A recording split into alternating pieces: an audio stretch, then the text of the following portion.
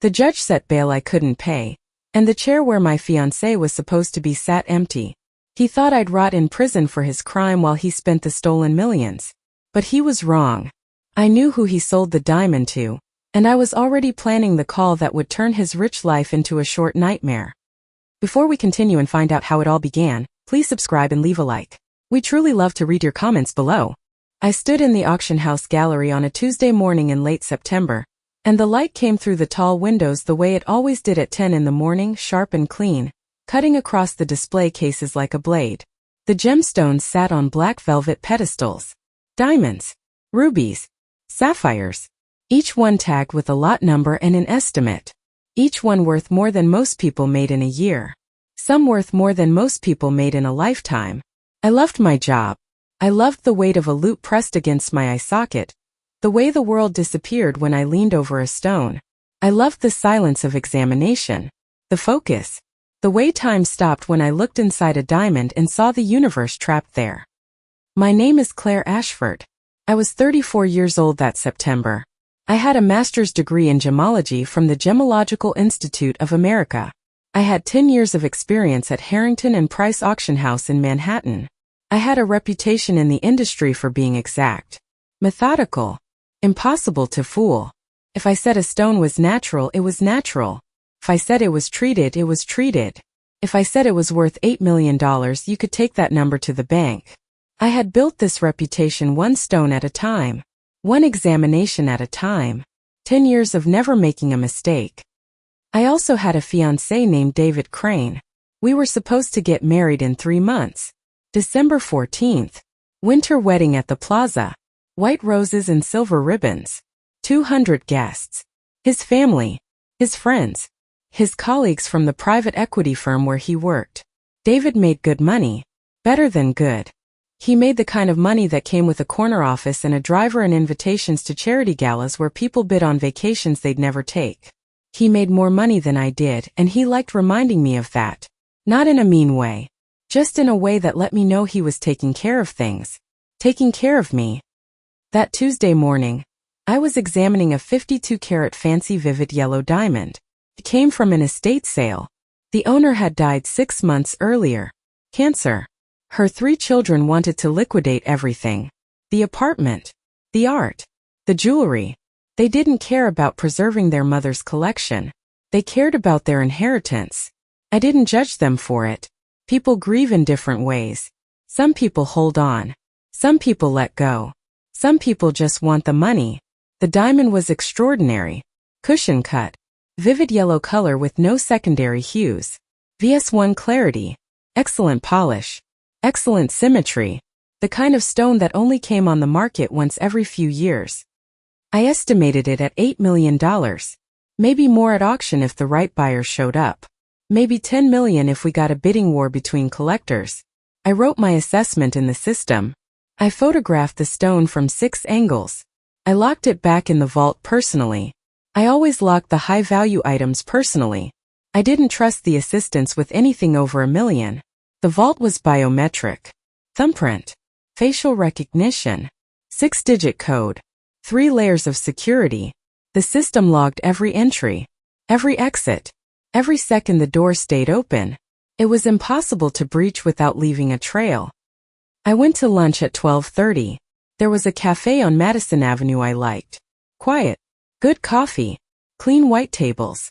I ordered a turkey sandwich and a black coffee and sat by the window. I checked my phone. 3 texts from David. All about the wedding. The florist needed a final count. The caterer needed to confirm the menu.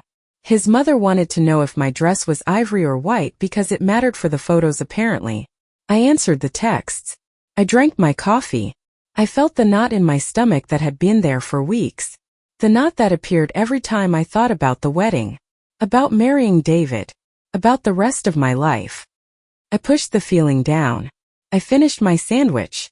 I walked back to the auction house. It was 1:45 when I got back. I took the elevator to the 3rd floor.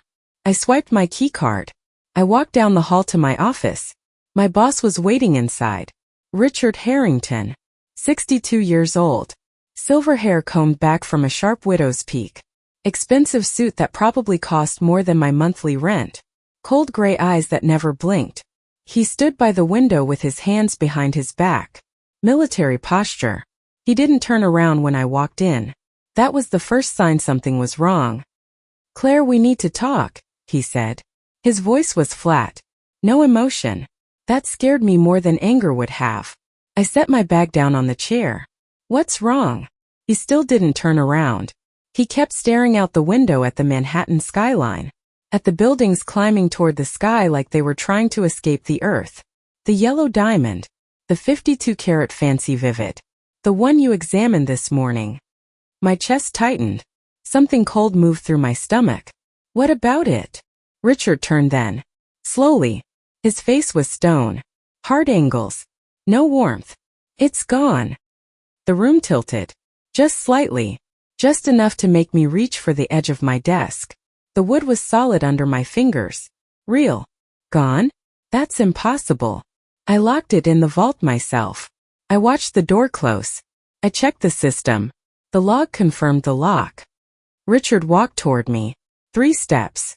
He stopped on the other side of my desk.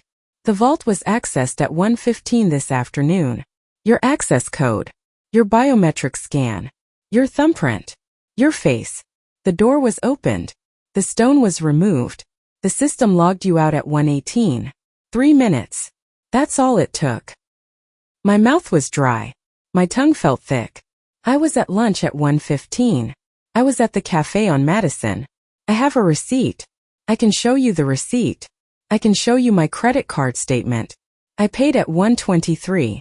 The timestamp is there. Richard didn't blink.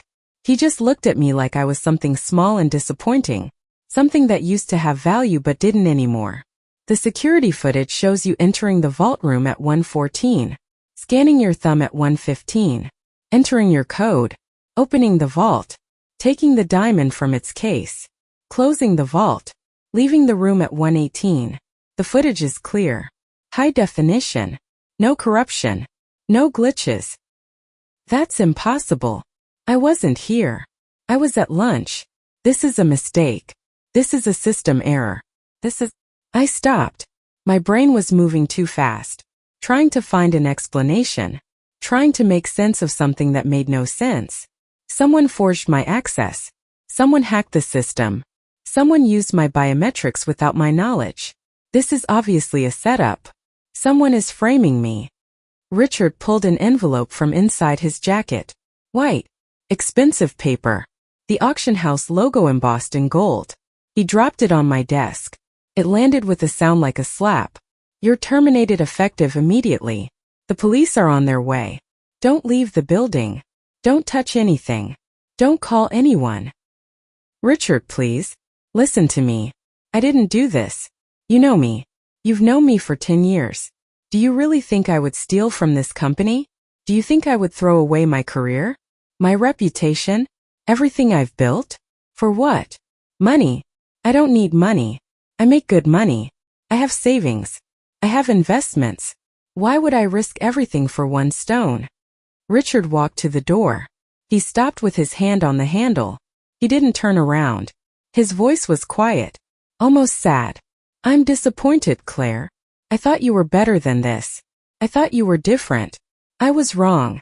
Then he left. The door closed. The sound echoed. I stood there in my office, alone. The envelope sat on my desk like a tombstone. I didn't open it. I knew what it said. Termination. Theft. Criminal charges. Immediate removal from the premises. I looked around the room. My diplomas on the wall. My certifications. International Gemological Institute. My gemological library. 50 books on diamonds. Colored stones. Pearls. Identification. Grading. History. My loop collection. 10 loops. Different magnifications. Different brands. Each one a tool. Each one an extension of my eye. 10 years of work. 10 years of building a reputation. Gone in 3 minutes. My phone buzzed in my bag. I grabbed it with shaking hands. Maybe it was Richard changing his mind. Maybe it was someone from IT saying they found a hack. Maybe it was a mistake. Maybe this was all a nightmare and I was about to wake up. It was David. Finally. I answered before the second ring. David, something terrible happened. I need you to. He cut me off. His voice was cold, flat, like he was reading from a script. Don't come home. I stopped breathing. The air caught in my throat. What? My voice came out small, broken. I didn't recognize it. Don't come to the apartment. I'm having the locks changed. Your things will be packed and sent to your sister's place in Boston. I felt my legs go weak. I sat down in my chair. Hard. David, what are you talking about? I was just arrested. I was framed. Someone stole a diamond and made it look like I did it. I need help. I need a lawyer. I need you to believe me. I need you. There was silence on the other end. Not empty silence. Heavy silence. The kind of silence that has weight. That presses down on you. You stole $8 million, Claire. His voice didn't change. Still flat. Still cold. Still reading from a script. I didn't steal anything. I was set up. Someone used my access codes. Someone deepfaked the security footage. David, you work in tech. You know this is possible. You know people can do this. You know AI can fake biometric scans. You know this happens. More silence. Then he spoke. Slow. Careful. Like he was explaining something to a child. The evidence is pretty clear. The footage shows you. The system logged you. Your thumbprint. Your face. There's no indication of tampering. The police have everything they need. I felt something crack inside my chest. Something small and vital. You don't believe me. It wasn't a question. It was a statement. Fact. Like saying the sky is blue or water is wet. I believe the security footage. I believe the police. I believe you made a choice. You have to live with that choice now. I wanted to scream. I wanted to throw the phone. I wanted to reach through the line and shake him until he looked at me. Really looked at me. Until he saw me. David, I love you. We're supposed to get married in 3 months. How can you do this? How can you just abandon me? He sighed. The sound was small. Irritated. Like I was inconveniencing him. Goodbye, Claire. Don't contact me again. My attorney will be in touch about the apartment and the wedding deposits. He hung up. The line went dead. I stared at the phone. The screen went dark. I saw my reflection in the black glass. I looked like a stranger. The police arrived 20 minutes later. 2 detectives. A woman and a man. Detective Morris was tall. Blonde hair pulled back in a tight bun. Sharp cheekbones. Cold blue eyes. She wore a gray suit and black heels and moved like a predator. Detective Huang was shorter. Thin. Asian. Wireframe glasses. He wore a cheap suit and scuffed shoes. He did most of the talking. They walked into my office without knocking. They didn't ask permission. They just entered like they owned the space. Like I was already guilty. Already convicted. Already finished. Detective Huang pulled out a badge. Showed it to me. Put it away. Claire Ashford. I stood up. My legs were shaking. Yes. He pulled out a card. Started reading. You have the right to remain silent. Anything you say can and will be used against you in a court of law. You have the right to an attorney. If you cannot afford an attorney, one will be provided for you. Do you understand these rights as I have read them to you? I nodded. My throat was too tight to speak. I need a verbal response, Miss Ashford. My voice came out as a whisper. Yes, I understand. Detective Morris smiled. It wasn't a kind smile. It was the smile of someone who enjoyed their job a little too much. Turn around and put your hands behind your back. I turned. Slow. Mechanical. I felt her hands on my wrists. Cold metal. Handcuffs. They clicked into place. Tight. Too tight. The metal bit into my skin. I wanted to tell her they were too tight. I wanted to ask her to loosen them. I didn't. I knew it wouldn't matter.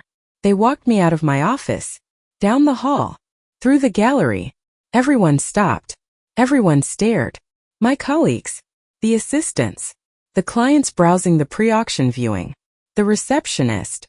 I saw their faces. Shock. Disgust. Betrayal. Satisfaction. Some people love watching someone fall. They put me in the back of an unmarked car. A dark blue sedan with cloth seats that smelled like sweat and fear and years of transporting people whose lives were ending. I sat in the back. The handcuffs made it impossible to sit comfortably. I had to lean forward. My shoulders ached. We drove through Manhattan. I watched the city pass by through the window. People walking on sidewalks, talking on phones, laughing with friends, carrying coffee, living their lives. My life was ending and the world kept moving. The sun kept shining. The traffic kept flowing. Nothing stopped. Nothing changed. I was falling and no one noticed. At the precinct they processed me. Fingerprints first. They rolled each finger across an electronic pad. The screen showed my prints in black and white. Loops and whirls and ridges. The unique pattern that was supposed to prove I was me. The same pattern someone had used to steal a diamond. Then photos. Front view. Side view. Hold the number board. Don't smile. Look at the camera. They took my jewelry. My watch. Cartier. A gift from David on my 30th birthday. My necklace. Simple gold chain. My engagement ring. 2-carat emerald cut diamond. Platinum band. David proposed at a restaurant. Daniel. Michelin star. He got down on one knee in front of everyone. Everyone clapped. The staff brought champagne. I said yes because I didn't know what else to say. They put the ring in a plastic bag. Labeled it.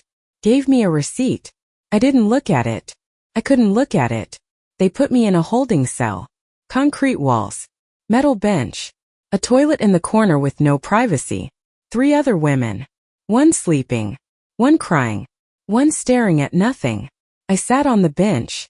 I put my head in my hands. I tried to think. I tried to understand what happened. Who did this? Why? How? But my brain wouldn't work. Kept circling back to the same question. Why would David do this? If he did this, did he do this? He had to. No one else had access. No one else knew my routines. My codes. My life. I called him again. They gave me one phone call. I used it on him. He didn't answer. The phone rang 4 times. Then voicemail. His voice. Smooth. Professional. You've reached David Crane. Leave a message. The beep. I opened my mouth. Nothing came out. What was there to say? He knew. He had to know. I hung up. I sat back down on the bench. The woman next to me was still crying. Soft. Broken sounds.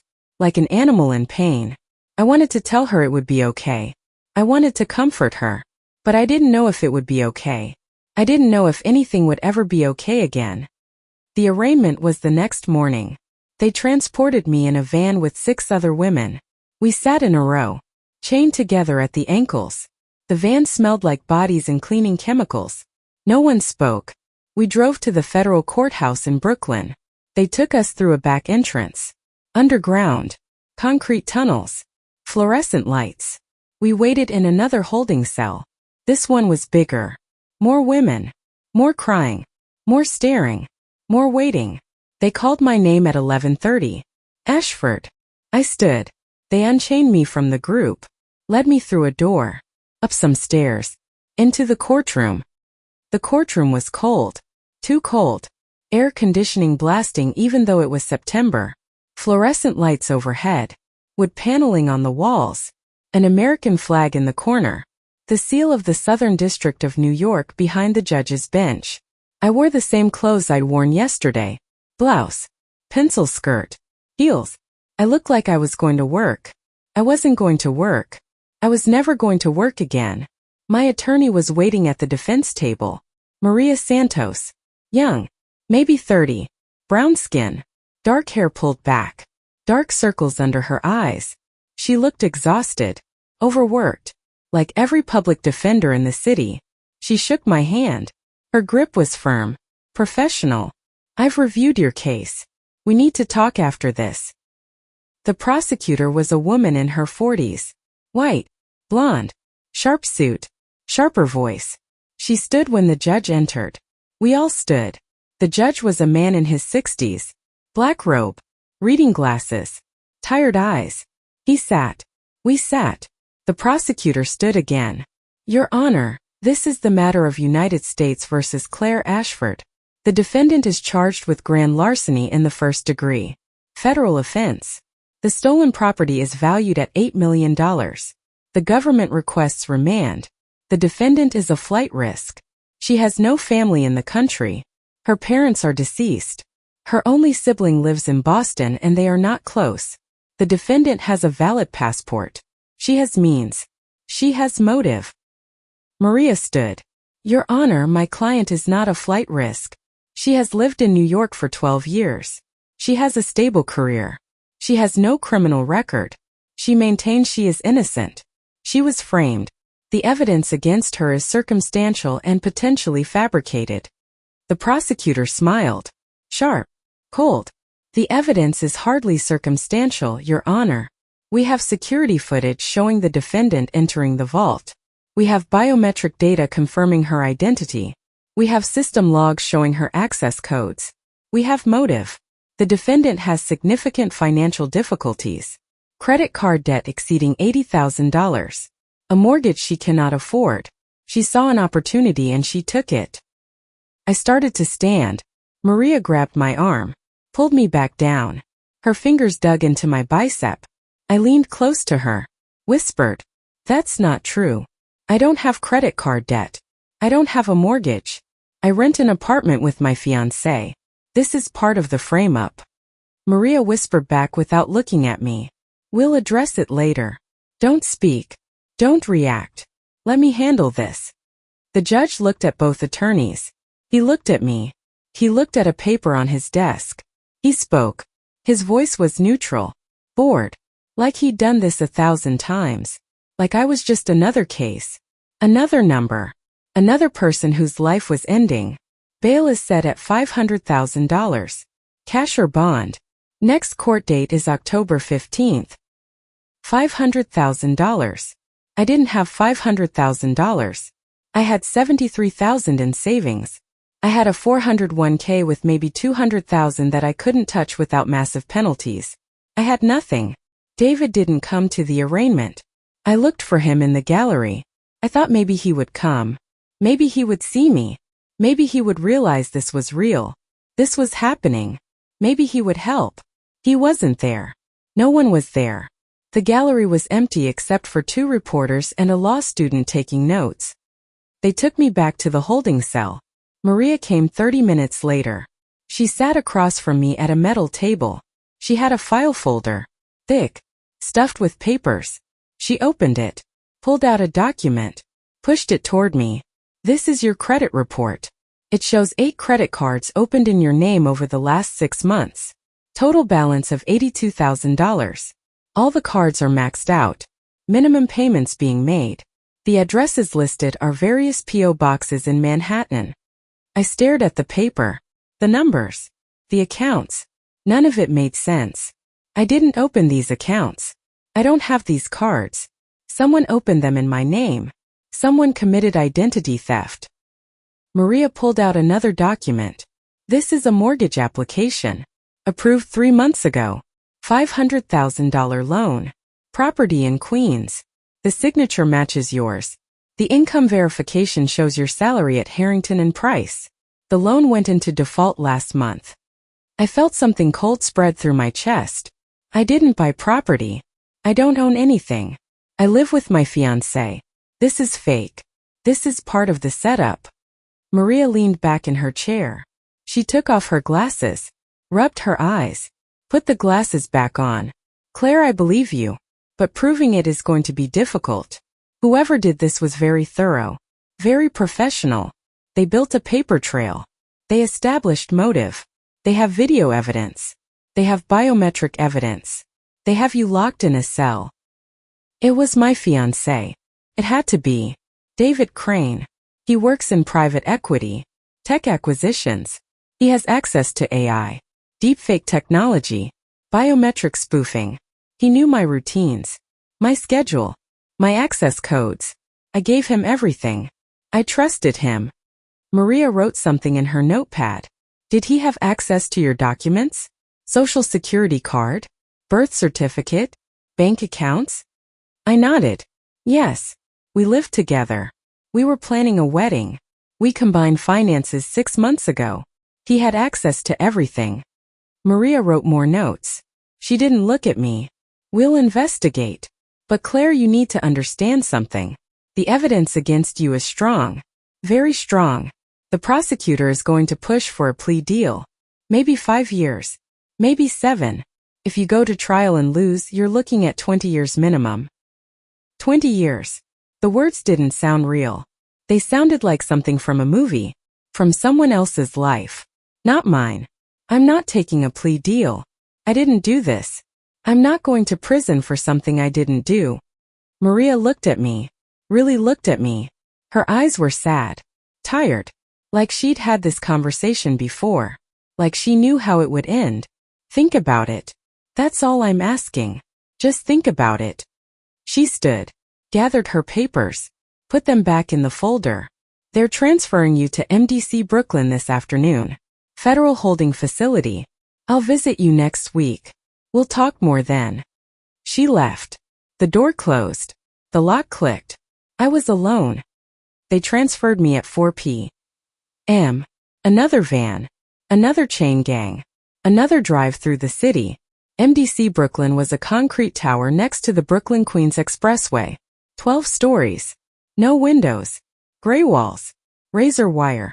We entered through a loading dock. Underground. They unchained us. Processed us again. Strip search this time. Stand. Turn. Bend. Squat. Cough. Hands through your hair.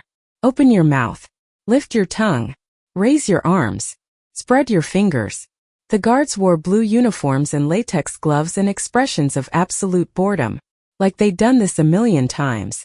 Like naked women were just part of the job. Like we were cattle. Not people. Medical exam. Blood pressure. Temperature. Blood draw. Urine sample. Psychological evaluation. A woman with a clipboard asked me questions. Do you feel depressed? Do you have thoughts of harming yourself? Do you have thoughts of harming others? Have you ever been diagnosed with mental illness? Are you taking any medications? I answered no to everything. She didn't look at me. Just checked boxes. They gave me an orange jumpsuit. Size medium. It was too big. The sleeves hung past my hands.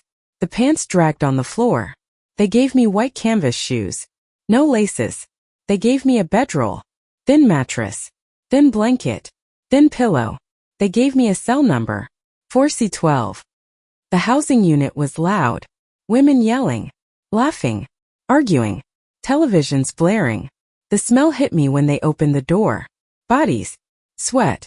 Industrial soap. Bleach. Something else underneath. Something rotten. Fear maybe. Despair. The guard walked me down a corridor. Metal doors on both sides. Small windows. Faces pressed against the glass. Watching. The guard stopped at a door. Unlocked it. Slid it open. Top bunk. Don't cause trouble. I stepped inside. The door slit closed behind me. The lock engaged. The sound was final. Absolute. The cell was 6 feet by 8 feet. Maybe smaller. 2 metal beds bolted to the wall. One on top of the other. 2 thin mattresses. 2 thin blankets. A metal toilet with no seat. A metal sink with 1 cold water tap. A small mirror made of polished steel bolted to the wall. Everything was gray. The walls. The floor. The ceiling. The light. There was a woman on the bottom bunk. She was reading a book. Romance novel. Shirtless man on the cover. Long hair. Sword. She looked up when I walked in. She was young. Maybe 26. Black. Beautiful. Cornrows pulled back. Dark eyes that looked right through me. Top bunk is yours. Don't touch my stuff. Don't talk to me during count. Don't snore. Her voice was flat. Bored. Like she'd said this before. Like I was just another cellmate in a long line of cellmates. I climbed onto the top bunk. The ladder was 3 metal rungs welded to the bed frame. The mattress was thin. Hard. I could feel the metal underneath. I lay down. I stared at the ceiling. There were water stains. Brown. Yellow. Spreading like ink on paper. Someone had scratched words into the paint. I couldn't read them at first. My eyes hadn't adjusted. I lay there. Breathing. Listening. The sounds of the housing unit. The yelling, the laughing, the crying, the doors, the count, the life I didn't belong to, the life that was mine now. My eyes adjusted. The words came into focus. Scratch deep. Someone had used something sharp. A nail maybe. A piece of metal. The letters were uneven. Desperate, they said. Trust no one. I almost laughed. It would have been funny if it wasn't so perfectly true. So brutally accurate. So exactly right for this moment. This cell. This life. I closed my eyes. I thought about David. About the wedding. About the yellow diamond. About everything I'd lost in 24 hours. I thought about what Maria said. 5 years. 7 years. 20 years. I thought about the rest of my life. I thought about dying in this place. Alone. Forgotten. Guilty of a crime I didn't commit. Then I thought about David spending my $8 million. Living in a penthouse. Dating someone new. Laughing. Free. Happy. Getting away with it. I felt something hot move through my chest. It wasn't sadness. It wasn't fear. It was something else. Something hotter. Something harder. I opened my eyes. I looked at the words on the ceiling. Trust no one. I wouldn't. Not anymore. Not ever again. I would get out. I would prove my innocence. I would find that diamond.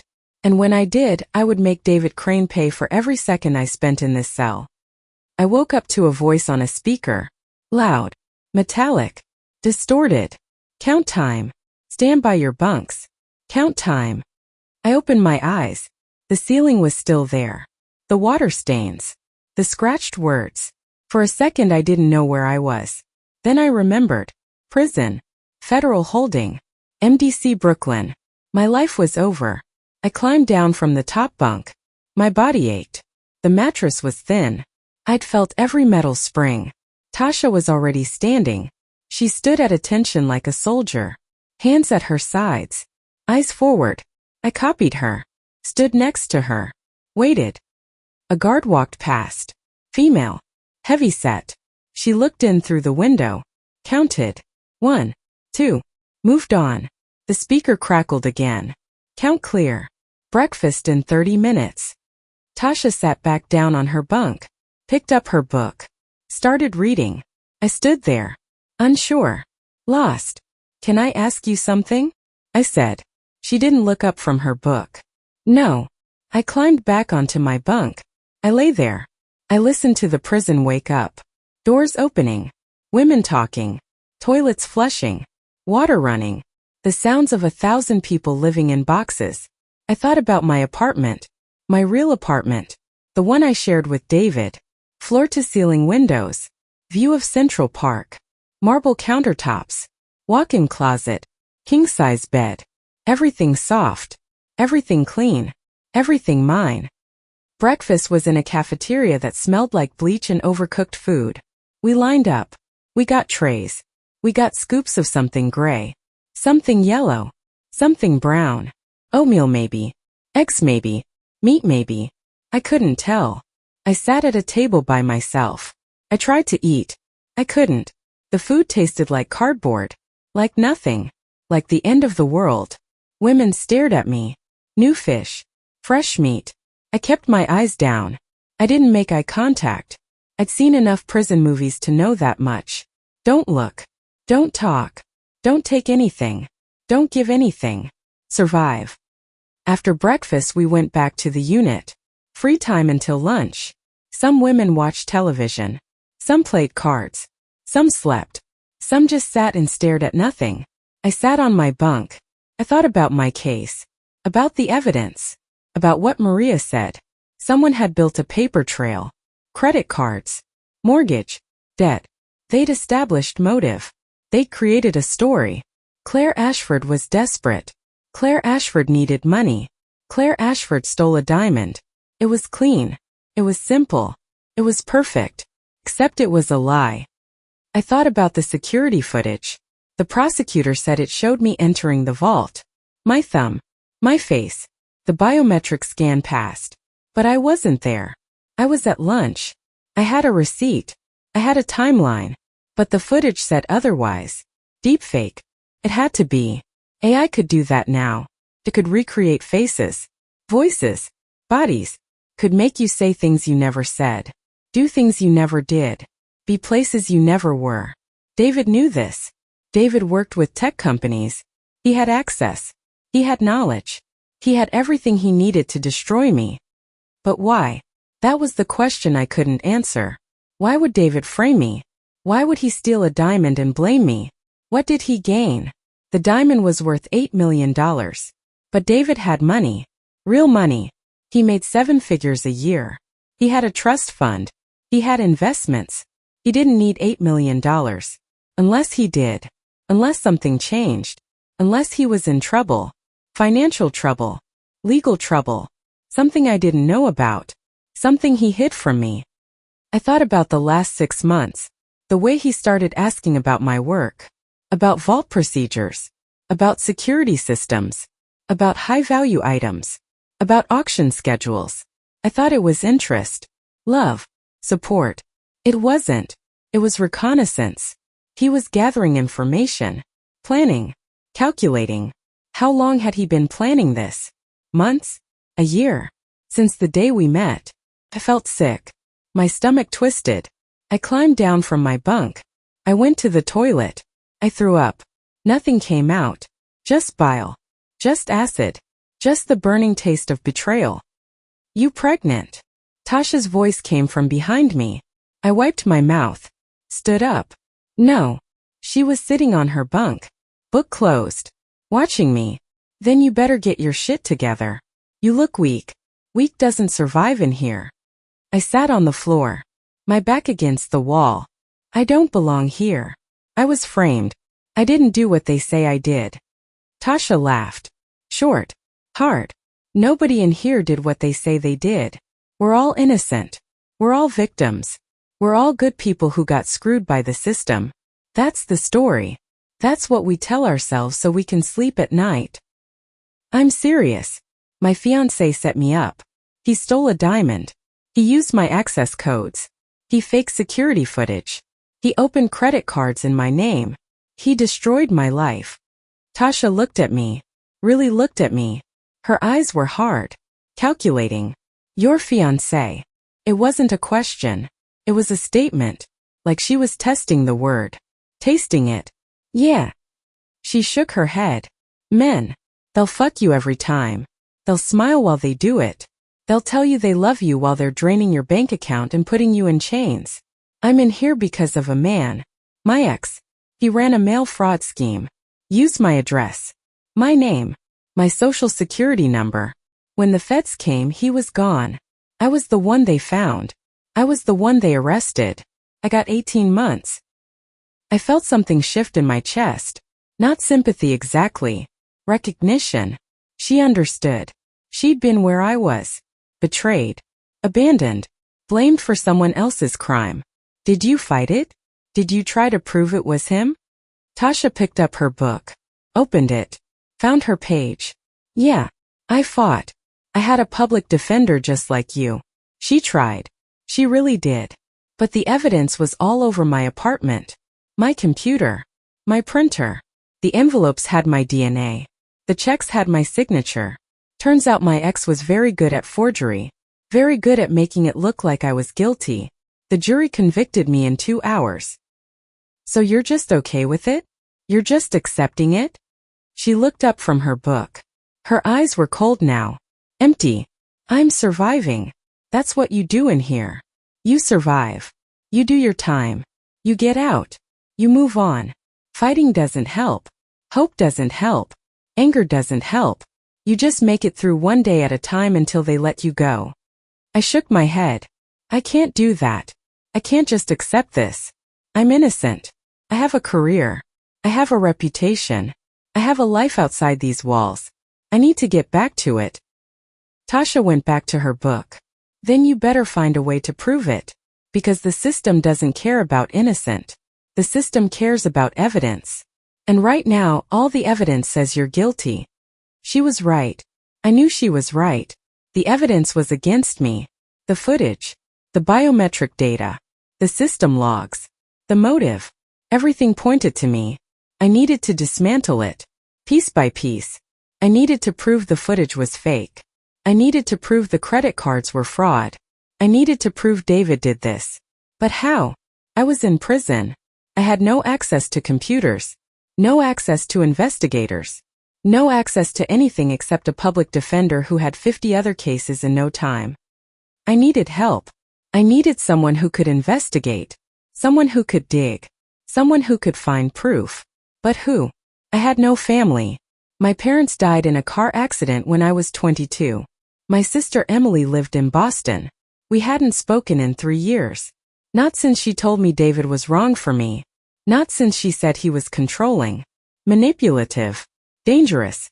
I didn't believe her. I defended him. I chose him over her. I was an idiot. I needed to call her. I needed to apologize. I needed to ask for help. But would she help me? After everything? After I cut her out of my life for a man who destroyed me? Maria Santos visited me 4 days later. Thursday afternoon. They called my name over the speaker. Ashford. Legal visit. A guard escorted me to the visiting room. Small. Concrete walls. Metal tables bolted to the floor.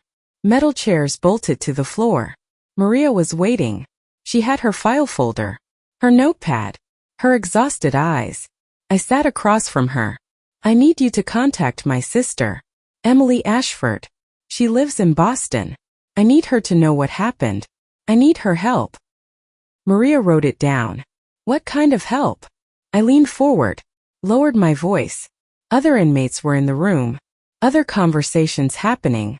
But I didn't trust anyone. I need her to investigate David. I need her to find out if he's in financial trouble, legal trouble, anything that would give him motive to steal $8 million. I need her to hire a private investigator. I need her to get access to his accounts, his communications, his life.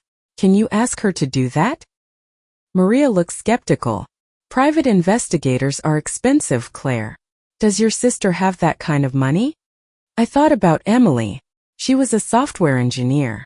She worked for a tech startup in Cambridge. She made good money. Not David money, but enough. She has some. I have savings. $73,000. I can use that. I'll give her access to my accounts. She can hire someone. Please. This is my only chance. I need to prove David did this. Maria wrote more notes. I'll contact her. I'll explain the situation. But Claire, you need to understand something. Even if we prove David had motive, that doesn't prove he faked the footage. That doesn't prove he stole the diamond. We need hard evidence. We need proof. Then find it. Please. I can't do it from in here. You have to do it for me. Maria closed her folder. Looked at me. Her eyes were sad. Tired. But something else was there too. Determination maybe. Belief maybe. I'll do what I can. I'm also working on getting access to the security footage. I want an independent analysis. I want to verify it's not deepfaked. That takes time. That takes money. The court doesn't pay for that. You'll have to pay for it yourself. How much? She pulled out a paper. Pushed it across the table. This is an estimate from a digital forensics expert. Dr. Sarachin. She's one of the best in the country.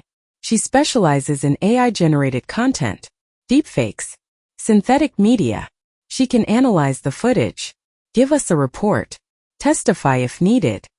I looked at the number on the paper. $50,000. My stomach dropped. $50,000. That was most of my savings. But what choice did I have? Do it. Hire her. Take the money from my account. I'll sign whatever you need. Maria pulled out a form. Authorization to access my bank account. I signed it. My hand was shaking. $50,000. My safety net. My emergency fund. The money I'd saved over 10 years. Gone. But it was worth it. It had to be worth it. If Dr. Chun could prove the footage was fake, I could get out. I could go home. I could get my life back. Maria put the form in her folder. I'll start the process. It'll take a few weeks to get the footage. Then a few more weeks for analysis. We're looking at mid-November at the earliest. Can you hold on that long? I thought about Tasha's words. Survive. One day at a time. I don't have a choice. Maria stood, gathered her papers. I'll be back next week. Try to stay out of trouble. Keep your head down. Don't talk to anyone about your case. Don't trust anyone. I almost laughed. Trust no one. That seemed to be the theme of my life now. I won't. She left. The guard took me back to my unit. I climbed onto my bunk. I lay there. I stared at the ceiling. I thought about mid-November. 6 weeks. 6 weeks of living in this cell. 6 weeks of eating gray food. 6 weeks of counting. 6 weeks of surviving. I could do it. I had to do it. The days blurred together. Count. Breakfast. Free time. Count. Lunch. Free time. Count. Dinner. Free time. Count. Lights out. Sleep. Repeat. I learned the rhythms of prison. The unwritten rules. Don't sit in someone's seat. Don't change the channel. Don't ask questions. Don't volunteer information. Don't look at anyone too long. Don't show weakness. Don't show strength. Just exist. Just survive. Just disappear into the background. Tasha barely spoke to me. She read her books.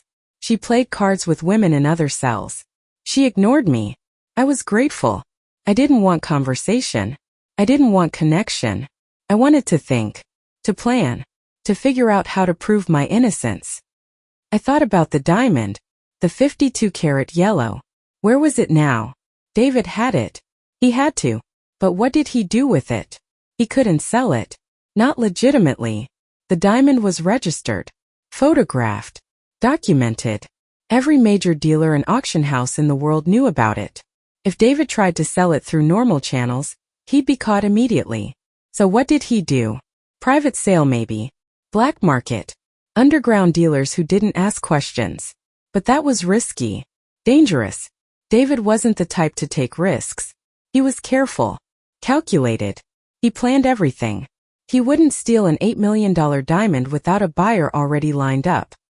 I thought about his work. Private equity. Tech acquisitions. He traveled. He went to conferences. He met investors. International investors.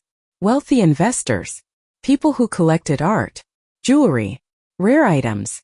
People who didn't care where things came from. People who paid cash. No questions. David had access to those people. He could sell the diamond offshore. Switzerland. Dubai. Hong Kong. Somewhere with banking secrecy. Somewhere the money couldn't be traced. That was his plan. It had to be. He'd sell the diamond. Deposit the money in an offshore account. Wait a few months. Then quietly transfer it back. Clean. Legal. Untraceable. But he'd made a mistake. He'd left me alive. He'd left me able to talk. Able to investigate. Able to point fingers. Why not kill me? It would have been cleaner. Easier. An accident. A robbery. A suicide. No trial. No evidence. No risk of me proving his guilt. But he didn't kill me. He framed me. He put me in prison. Why? Maybe he wasn't a killer. Maybe he had limits. Maybe framing someone was easier than murder. Or maybe he wanted me to suffer. Maybe this wasn't just about money. Maybe it was personal. Maybe I'd done something. Said something. Been something he hated. Maybe this was revenge. I thought about our relationship. 3 years. We met at a charity gala. He was charming. Handsome. Successful. He pursued me. Flowers. Dinners. Trips. He said I was special. Different. Smart. Beautiful. He said he loved me. He proposed after 2 years. Big ring. Big gesture. Big promises. But was any of it real? Or was I always just a mark? A target? A means to access an $8 million diamond? Had he planned this from the beginning? Had he spent 3 years grooming me? Gaining my trust? Learning my routines? Setting me up? The thought made me sick. But I couldn't dismiss it. It was possible. It was probable. It was the truth. 3 weeks passed. Maria visited again. She had news. Dr. Chun started her analysis. She has the security footage. It'll take another 2 weeks to complete. But she said something interesting. She said the footage quality is too good. Modern security cameras have compression artifacts, digital noise, slight imperfections. This footage has none. It's pristine. Perfect. That's unusual. That's a red flag. I felt something spark in my chest. Hope. Dangerous hope. So it's fake? She can prove it's fake? Maria held up a hand. Not yet. She needs more time. She needs to run more tests. But it's promising. It's a good sign. What about my sister? Did you reach her? Maria nodded. I spoke to Emily. She was shocked. Angry. She said she knew David was bad news. She said she tried to warn you. She's willing to help. She's hiring a private investigator. Someone in New York who can dig into David's life. His finances. His contacts. His movements. She's using your money. She said to tell you she's sorry. She said she loves you. I felt my throat tighten. Tears burned behind my eyes. I hadn't cried since the arrest. I wouldn't cry now. Not here. Not in front of Maria. Not in front of the cameras watching us. Thank you. Tell her thank you. Tell her I'm sorry too. Tell her I should have listened. Maria packed up her folder. One more thing. The prosecutor offered a plea deal. 7 years. You plead guilty to grand larceny. You serve 7 years. You're eligible for parole after 5. It's a good deal considering the alternative. If you go to trial and lose, you're looking at 20 years minimum. No parole. No early release. 20 years. You'll be 54 when you get out. 7 years. 5 years. 20 years. The numbers were meaningless. Abstract. I couldn't imagine 5 years in this place. I couldn't imagine 20. I'm not taking a plea. I didn't do this. I won't say I did. Claire, think about it. Really think about it. The evidence against you is strong. The jury will see footage of you stealing the diamond. They'll see your financial problems. They'll hear about motive. Even if Dr. Chun proves the footage is suspicious, that's not the same as proving it's fake. That's not the same as proving David did it. The jury might not care. They might convict you anyway. Are you willing to risk 20 years on a maybe? I looked at Maria. This tired, overworked woman who was fighting for me. This stranger who believed me. Or maybe she didn't believe me. Maybe she just did her job. I'm willing to risk it. I'm innocent. I need to prove it. I need the world to know David Crane is a thief and a liar. I need him to pay. Maria sighed. Okay, we'll go to trial. But you need to be prepared. This is going to be hard. This is going to be painful. The prosecutor is going to destroy you on the stand. She's going to make you look desperate, greedy, guilty. You need to be strong. You need to stay calm. Can you do that? I thought about the last 3 weeks. The counting. The gray food. The metal bunk. The toilet with no seat. The water stains on the ceiling. The words scratched in the paint. Trust no one. I'd survive 3 weeks. I could survive a trial. I can do it. Maria left. I went back to my cell. Tasha was reading. Romance novel. Different cover. Same shirtless man. Good news? She asked without looking up. Maybe. My lawyer thinks the footage might be fake. We might be able to prove it. Tasha turned a page. Hope is a dangerous thing in here. Hope will kill you faster than anything. I climbed onto my bunk. Maybe. But it's all I have. She didn't respond. I lay there. I stared at the ceiling. I thought about Dr. Chin. About Emily. About the private investigator. About David. About the trial. About 7 years. About 20 years. About hope. Tasha was right. Hope was dangerous. But I couldn't let it go. It was the only thing keeping me alive. The only thing keeping me sane. The only thing keeping me human in this place that tried to strip away everything that made you human. I closed my eyes. I thought about David. I pictured his face. His smile. His cold eyes. I thought about what I would say to him when I got out. When I proved my innocence. When I destroyed him the way he destroyed me. I would look him in the eye. I would tell him I knew. I knew everything. I knew what he did. I knew why he did it. I knew he thought he won. But he didn't win. He lost. Because I survived. Because I fought back. because I was stronger than he ever imagined. I would take everything from him. His money, his reputation, his freedom. I would watch him fall, and I would smile. 6 weeks later, Maria came back. November 18th, Thursday afternoon. I was in the day room watching a soap opera I didn't care about. Women around me were arguing about the characters, about who was sleeping with who, about who deserved what. I didn't participate. I just sat there, watching the screen, waiting for time to pass. The guard called my name. Ashford. Legal visit. I followed her to the visiting room. Maria was waiting. She looked different, less tired. Her eyes were bright, alert. She had papers spread across the table. She was smiling. Maria Santos never smiled. "We got it," she said before I even sat down. "Dr. Chun finished her analysis. The footage is fake. It's a deep fake. She can prove it." I sat down. My legs felt weak. "She's sure? She can prove it in court?" Maria pushed a document across the table. Dense text. Technical language. Graphs. Images. This is her report. 38 pages. She found multiple indicators of AI manipulation. The lighting on your face doesn't match the ambient lighting in the room. The shadows are wrong. The reflection in your eyes doesn't correspond to the light sources. There are micro-artifacts around your hairline. Digital noise patterns that only appear in synthetic media. The blinking rate is too consistent. Real humans blink irregularly. This footage shows mathematical precision. It's artificial. I picked up the report. My hands were shaking. I couldn't read the technical details. The words blurred together.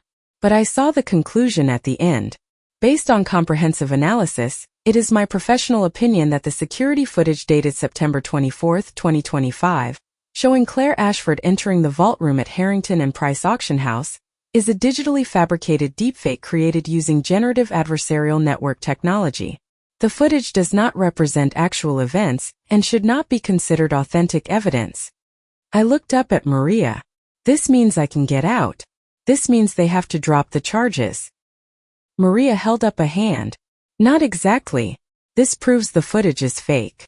But the prosecutor will argue that doesn't prove you're innocent. She'll say you faked the footage yourself. She'll say you created it to cover your tracks. To give yourself an alibi. We still need to prove David did it. We need to connect him to the crime. I felt my chest tighten. What about Emily?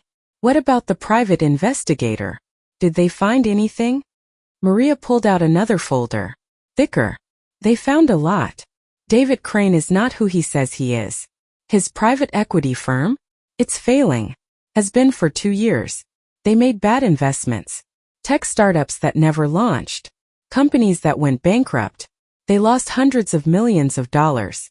Investor money. Other people's money. David was facing lawsuits. Criminal charges. Fraud. Embezzlement. He needed cash. Fast. He needed to disappear or pay back what he stole. I felt something cold spread through my chest. How much did he owe? Maria flipped through papers. $42 million. He had 6 months to repay it or face federal charges. The investors were serious people. Wealthy people. Connected people. People who don't like losing money. David was desperate. He needed a way to get cash quickly. Cash that couldn't be traced back to him. Enter the 52-carat yellow diamond. $8 million. Not enough to cover his debt, but enough to buy time. Enough to make a payment. Enough to keep the wolves at bay. So he used me. He spent 3 years with me just to access that diamond. Maria nodded. The investigator found evidence that David researched you before you met. He knew you worked at Harrington and Price. He knew you were a senior appraiser. He knew you had access to high-value items. Your first meeting at the charity gala? Not a coincidence. He arranged it. He bought a ticket specifically to meet you. He targeted you. This was always the plan. I felt sick. 3 years. 3 years of my life. 3 years of believing I was loved. 3 years of planning a future with a man who saw me as a tool. A key. A way to steal $8 million and destroy my life in the process. Can we prove it? Can we prove he researched me? Can we prove he planned this? Maria pulled out printed emails, screenshots, bank statements. The investigator hacked David's personal email. Not legal. Won't hold up in court. But it gave us direction. Told us where to look. We found legitimate evidence. Phone records. David called a deepfake service company 6 times in August, right before the theft. The company is based in Ukraine. They specialize in synthetic media, fake videos, fake audio, corporate espionage. David paid them $50,000.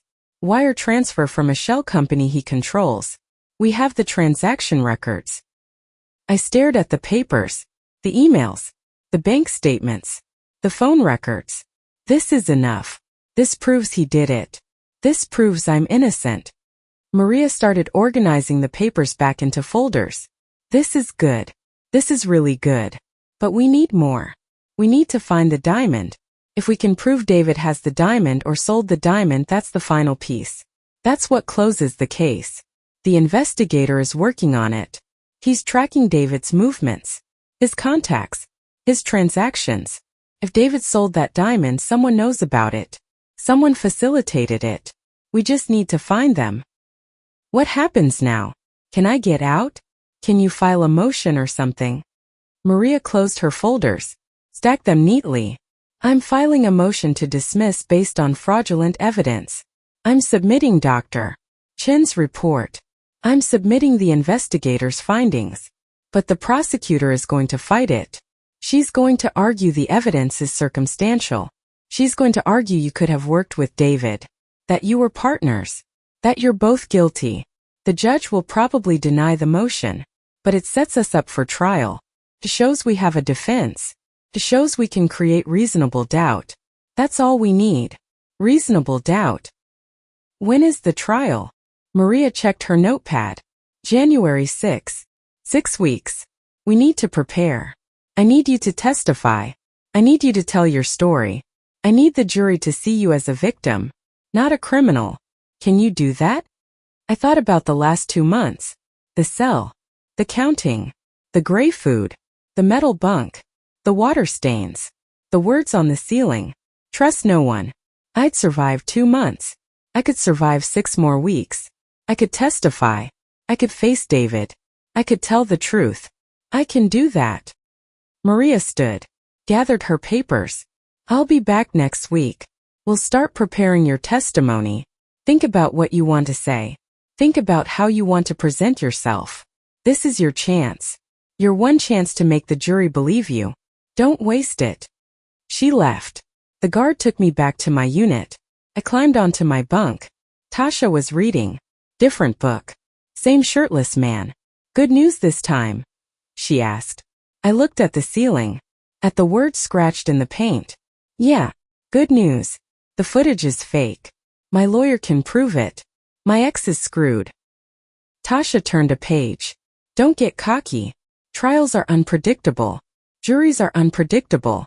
You think you're winning until the verdict comes back guilty. I've seen it happen. Hope is dangerous, remember? I remembered. But I couldn't stop hoping. Not now. Not when I was so close. I have to hope. It's all I have. Tasha closed her book. Looked at me. Really looked at me. Then hope smart. Don't just hope you win. Plan for what happens if you lose. Plan for what happens if the jury doesn't believe you. Plan for 20 years. Because if you don't plan and it happens, you'll break. And broken doesn't survive in here. She was right. I knew she was right. But I couldn't think about losing. I couldn't think about 20 years. I would go insane. What would you do? If you were me? Tasha lay back on her bunk. Stared at her ceiling. I'd make sure my ex paid either way. Win or lose. I'd make sure he suffered. Men like that. They think they're untouchable. They think they're smarter than everyone. They think they'll get away with it forever. You need to prove them wrong. You need to make him scared. Make him paranoid. Make him look over his shoulder for the rest of his life. How do I do that from in here? Tasha smiled. It was the first time I'd seen her smile.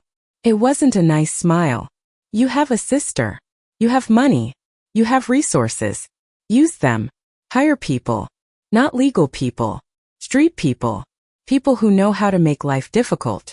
People who can follow him, scare him, make him think you're coming for him. Even if you can't touch him legally, you can touch him psychologically. You can make him suffer. I thought about it.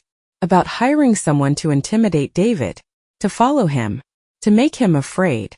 It was illegal, dangerous, wrong. But so was framing someone for theft. So was destroying someone's life. So was spending 3 years manipulating someone just to steal a diamond. I'll think about it. Tasha picked up her book. Started reading again. Don't think too long. Trial is in 6 weeks. After that, you're either free or you're in here for 20 years. If you're going to do something, do it now. She was right. I needed to act. I needed to put pressure on David. I needed to make him nervous. Nervous people make mistakes. Mistakes lead to evidence. Evidence leads to freedom. I just needed to figure out how to do it without getting caught. Without making things worse. Without giving the prosecutor more ammunition. The next week Maria came back. We worked on my testimony. She asked me questions. I answered them. She told me how to sit, how to speak, how to look at the jury. Don't look at David. Don't give him the satisfaction. Look at the jury. Make eye contact. Be sincere. Be emotional. But not too emotional. You need to seem sympathetic. Believable. Wrong. But not hysterical. Juries don't like hysterical women. They think hysterical women are liars. Practiced. Over and over. Maria played the prosecutor. She asked hard questions. Mean questions. Questions designed to make me look guilty. Did you love David? Yes. Did you trust him? Yes. Did you give him access to your computer? Yes. Your phone? Yes. Your passwords? Yes. So he could have stolen your biometric data? I don't know. He could have. But I didn't think he would. I trusted him. That's good, Maria said. That's exactly right. You trusted him. You were in love. You didn't know he was using you. You're a victim. Remember that. You're a victim. But I didn't feel like a victim. I felt like an idiot. A fool. A mark. I'd let David into my life. I'd given him everything. I'd ignored the red flags. I'd dismissed my sister's warnings. I'd chosen him over her. Over my own family. How could I have been so stupid? How could I have missed the signs? The questions about work. The interest in vault procedures. The way he pulled away toward the end. The way he stopped touching me.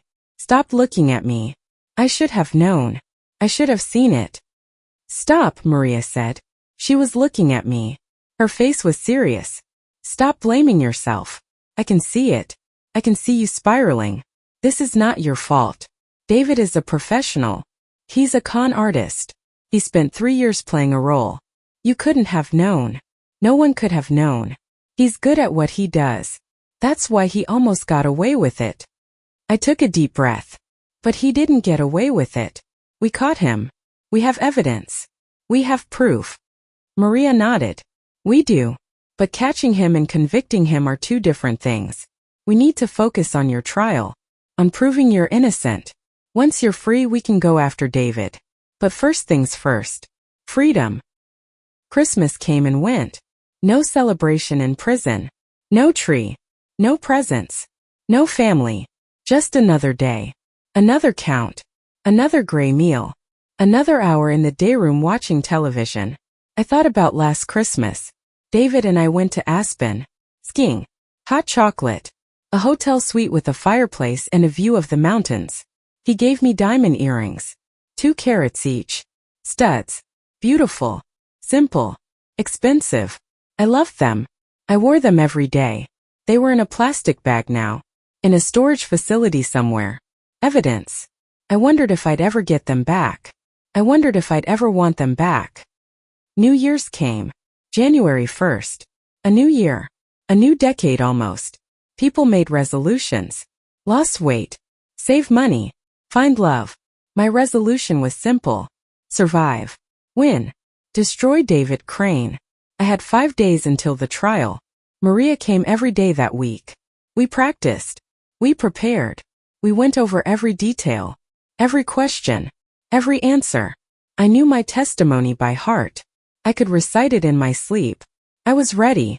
I had to be ready. This was my one chance. My only chance.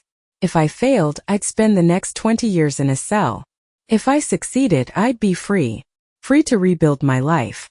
Free to clear my name. Free to make David pay. January 5th, the day before the trial. Maria came one last time. She looked nervous. That scared me. Maria never looked nervous. What's wrong? She sat down. Pulled out a folder. The investigator found something. About the diamond. David sold it.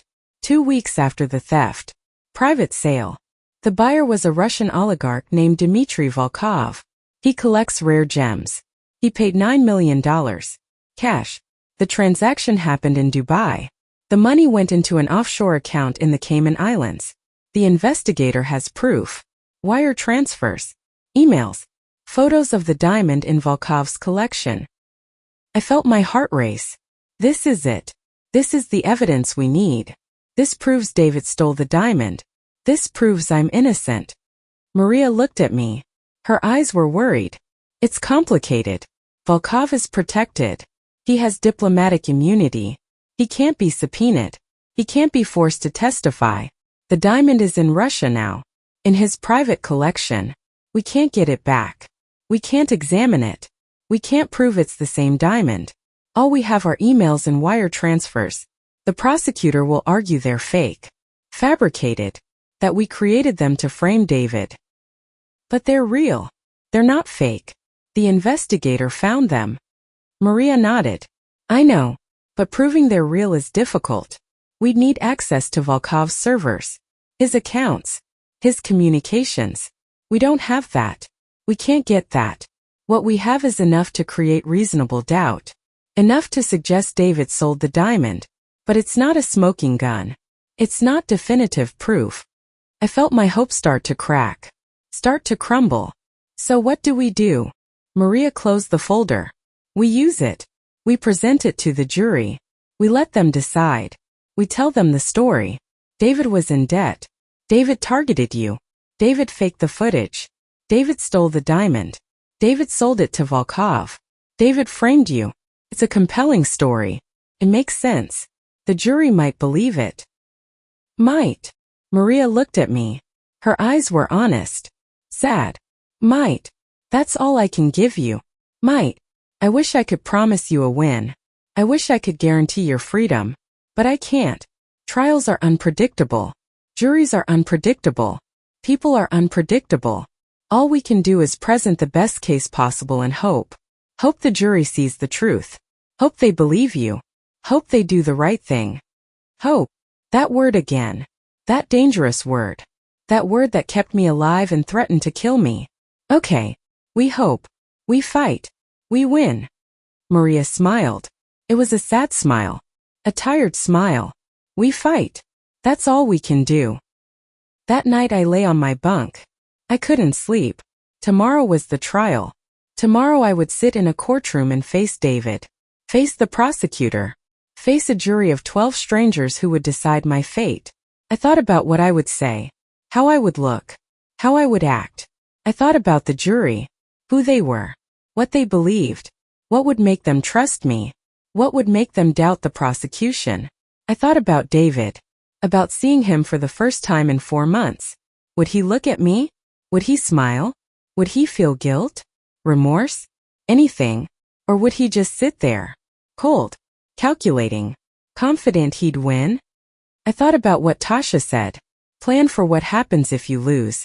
But I couldn't. I couldn't imagine 20 years in this place. I couldn't imagine 54-year-old Claire walking out of prison. Old. Broken. Forgotten. I couldn't imagine that life. So I imagined the other life. The one where I won. Where the jury said not guilty. Where I walked out of the courtroom free. Where I went back to my apartment. My real apartment. Where I rebuilt my career. My reputation. My life. Where I made David pay. Where I watched him go to prison. Where I took everything from him the way he took everything from me. That was the life I wanted. That was the life I would fight for. That was the life I would have. I had to believe it. I had to hope. Even if hope was dangerous. Even if hope could kill me. It was all I had left. The courtroom was smaller than I expected. I'd imagined something grand, dramatic, like the movies. High ceilings, marble columns, rows of spectators. This was plain, functional, brown wood paneling, fluorescent lights, cheap carpet, about 50 seats in the gallery, half empty, a few reporters, a sketch artist, some law students. Emily sat in the front row. My sister. I hadn't seen her in 3 years. She looked older, thinner. Her hair was shorter. She was crying. When they brought me in, she stood up. She pressed her hand against the glass barrier. I wanted to go to her, hug her, tell her I was sorry. But the guard kept me moving. Straight to the defense table, next to Maria. David sat at the prosecution table, 20 feet away. He wore a gray suit, blue tie. His hair was perfect. His face was calm, neutral. He didn't look at me. Not once. Not when I walked in. Not when I sat down. Not when the judge entered. He stared straight ahead like I didn't exist. Like I was already gone.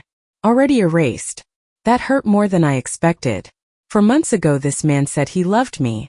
For months ago we were planning a wedding. Now he sat there. Silent. Cold. Pretending I was nothing. I wanted to scream. I wanted to throw something. I wanted to make him look at me. But I didn't. I sat still. Hands folded. Eyes forward. Like Maria taught me. The judge was a woman.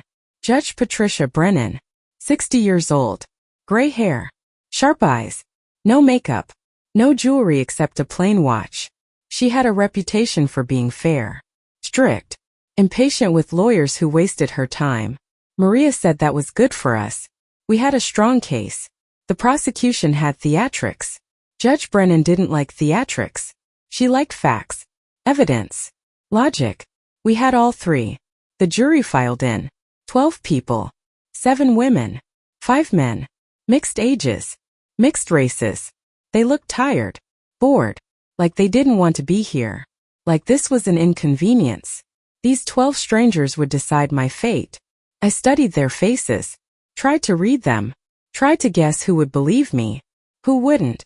It was impossible to tell. The prosecutor stood for her opening statement. Amanda Cross.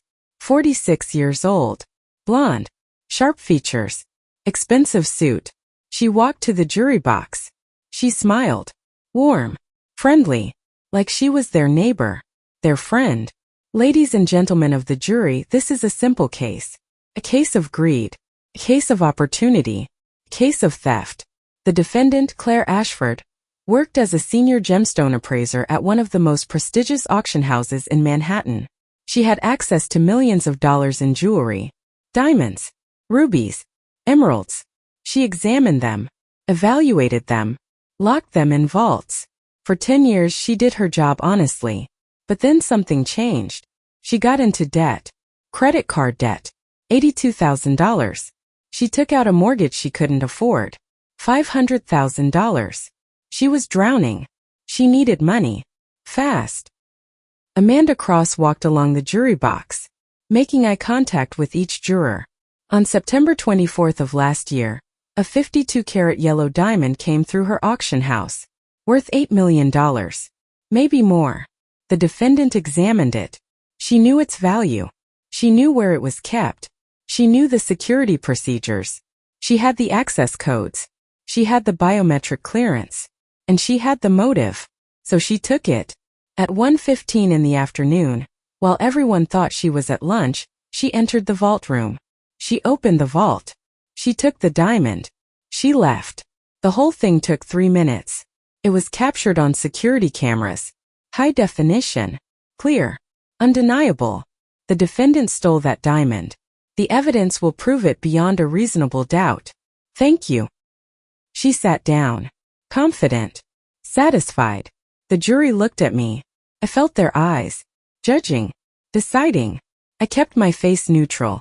Calm. Innocent. Maria stood. She walked to the jury box. She didn't smile. She looked serious. Concerned. Ladies and gentlemen, the prosecutor just told you a story. A simple story. A neat story. A story where everything fits together perfectly. But that story is a lie. My client did not steal that diamond. My client was framed. Framed by someone she loved. Someone she trusted. Someone who spent 3 years manipulating her. Using her. Setting her up for this exact moment. Maria pointed at David. He didn't react. Didn't look. That man. David Crane. The defendant's former fiancé. He's the real thief. He needed money. $42 million. He was in debt. His business was failing.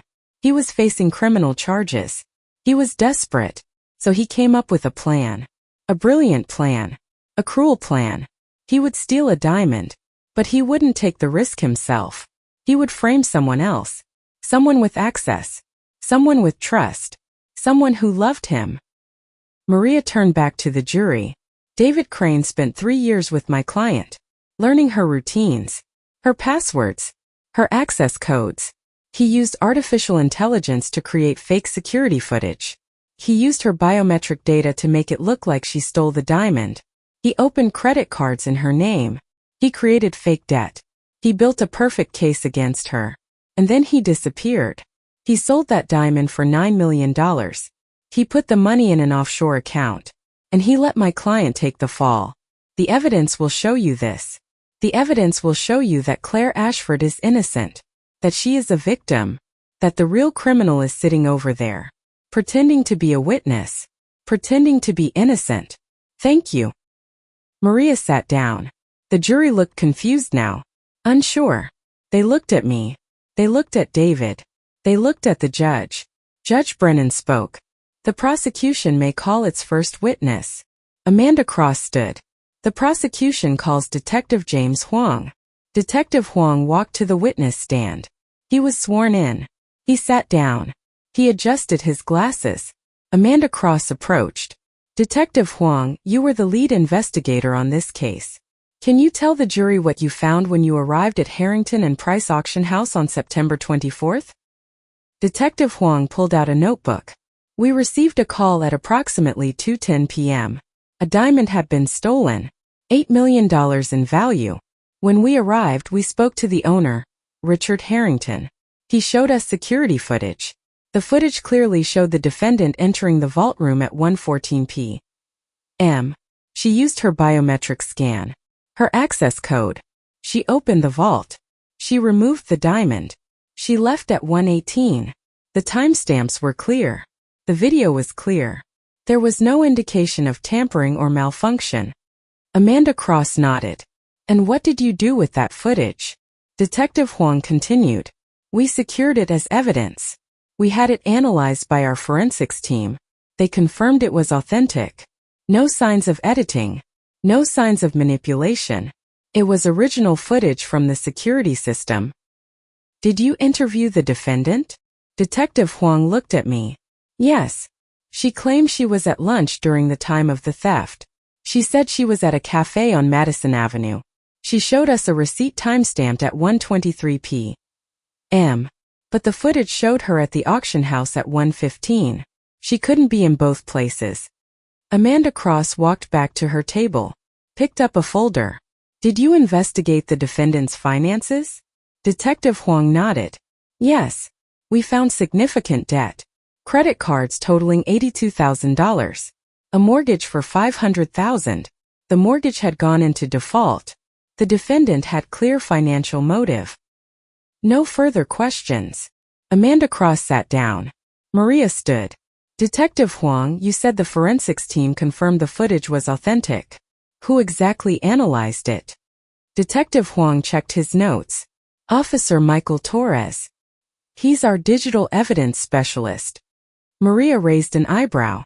Is Officer Torres an expert in artificial intelligence? In deepfake technology? In synthetic media? Detective Huang hesitated. He's trained in digital forensics.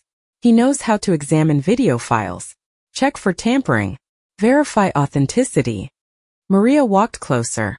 But he's not an expert in AI-generated content, is he? He's not an expert in deepfakes. He wouldn't necessarily know how to identify a sophisticated AI-created video, would he? I don't know his specific qualifications in that area. Maria picked up a document. We hired an actual expert, Dr. Sarachan. She's one of the leading authorities on deepfake detection in the country. She analyzed that same footage. She found multiple indicators of AI manipulation, lighting inconsistencies, shadow irregularities, digital artifacts, mathematical precision in blinking patterns that don't occur in real humans. That footage is fake, detective. It's not real. It was created by artificial intelligence. Your forensics team missed it because they didn't know what to look for. Amanda Cross stood. Objection. Counsel is testifying. The witness hasn't verified any of this. Judge Brennan looked at Maria. Sustained. Ms. Santos, save it for your expert witness. Maria nodded. I'll rephrase. Detective Huang, if the footage was fake, if it was created using AI, would that change your investigation? Detective Huang shifted in his seat. If the footage was fake, yes. That would change everything. But we had no reason to believe it was fake. It came directly from the security system. It had all the proper metadata, all the proper timestamps. There was no indication of fraud. Maria smiled slightly. No indication you could detect. No further questions. Detective Huang stepped down. He looked uncertain now, less confident. The jury noticed. I could see them noticing. Amanda Cross called her next witness. Richard Harrington. My former boss. He walked to the stand. He looked older than I remembered. More tired. He was sworn in. He sat down. He didn't look at me. Amanda Cross approached. Mr. Harrington, you were the owner of Harrington and Price Auction House. You employed the defendant for 10 years. Is that correct? Richard nodded. Yes. Claire was one of my best appraisers. She was precise, trustworthy. I never had any reason to doubt her integrity. Until September 24th. Amanda Cross picked up a folder. Tell the jury what happened that day. Richard cleared his throat. Claire examined a 52-carat yellow diamond that morning. It was an exceptional stone, worth approximately $8 million. She completed her assessment. She locked it in the vault. She went to lunch. When she returned, I was waiting in her office. The diamond was gone. The security system showed she had accessed the vault during lunch. At 1:15, I confronted her. She denied it.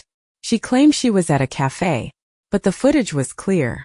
I had no choice but to terminate her employment and contact the police. Amanda Cross nodded sympathetically. That must have been difficult. Betraying someone you trusted for 10 years. It was. Claire was like family. But the evidence was undeniable. I couldn't ignore it. Amanda Cross walked back to her table. No further questions. Maria stood. She walked to the witness stand. Mr. Harrington, you said the evidence was undeniable. But you're not an expert in digital forensics, are you? You're not an expert in AI technology. You're not an expert in deepfakes. You looked at a video. You assumed it was real. You fired my client based on that assumption. Is that correct? Richard looked uncomfortable. The video came from our security system. It was authenticated by the police. I had no reason to doubt it.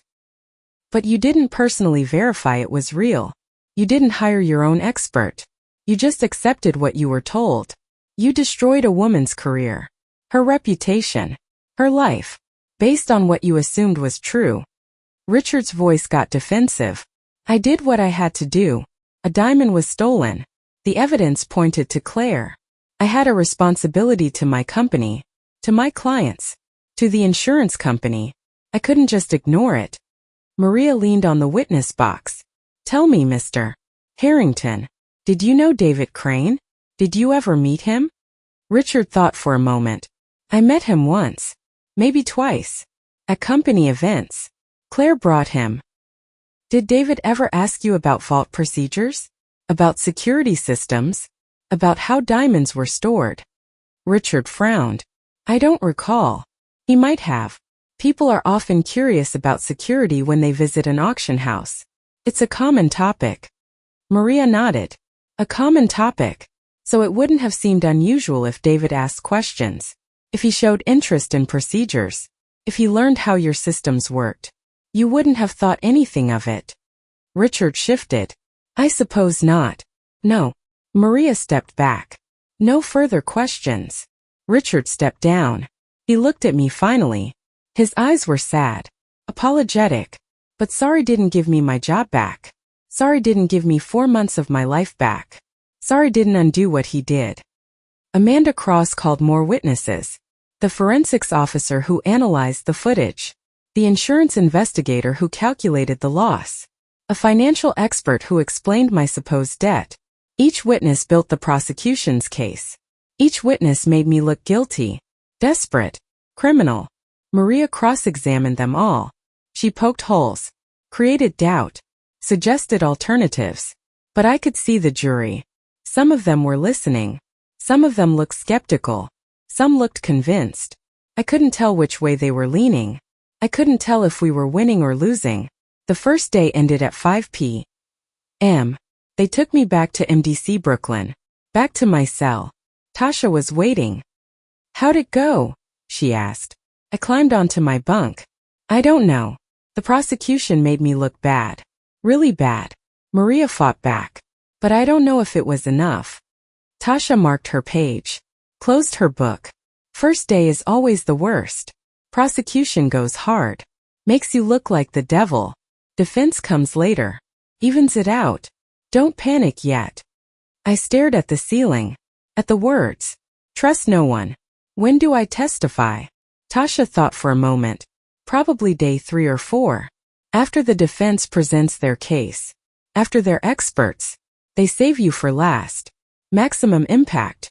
You're the star witness. Your testimony will make or break everything. What if I mess up? What if I say the wrong thing? What if the jury doesn't believe me? Tasha was quiet for a long moment. Then she spoke. Her voice was soft. Almost kind. Then you go to prison. For 20 years. You lose everything. Your life. Your freedom. Your future. So don't mess up. Don't say the wrong thing. Make them believe you. Because if you don't, you're done. I closed my eyes. I tried to sleep. I couldn't. I kept seeing David's face. His cold expression. The way he didn't look at me. The way he pretended I didn't exist. For months ago he said he loved me. Now he was helping send me to prison. How do you do that? How do you destroy someone you claim to love? I didn't understand. I would never understand. Day 2 started the same. Guards. Van. Chains. Courthouse. Holding cell. Courtroom. David at the prosecution table.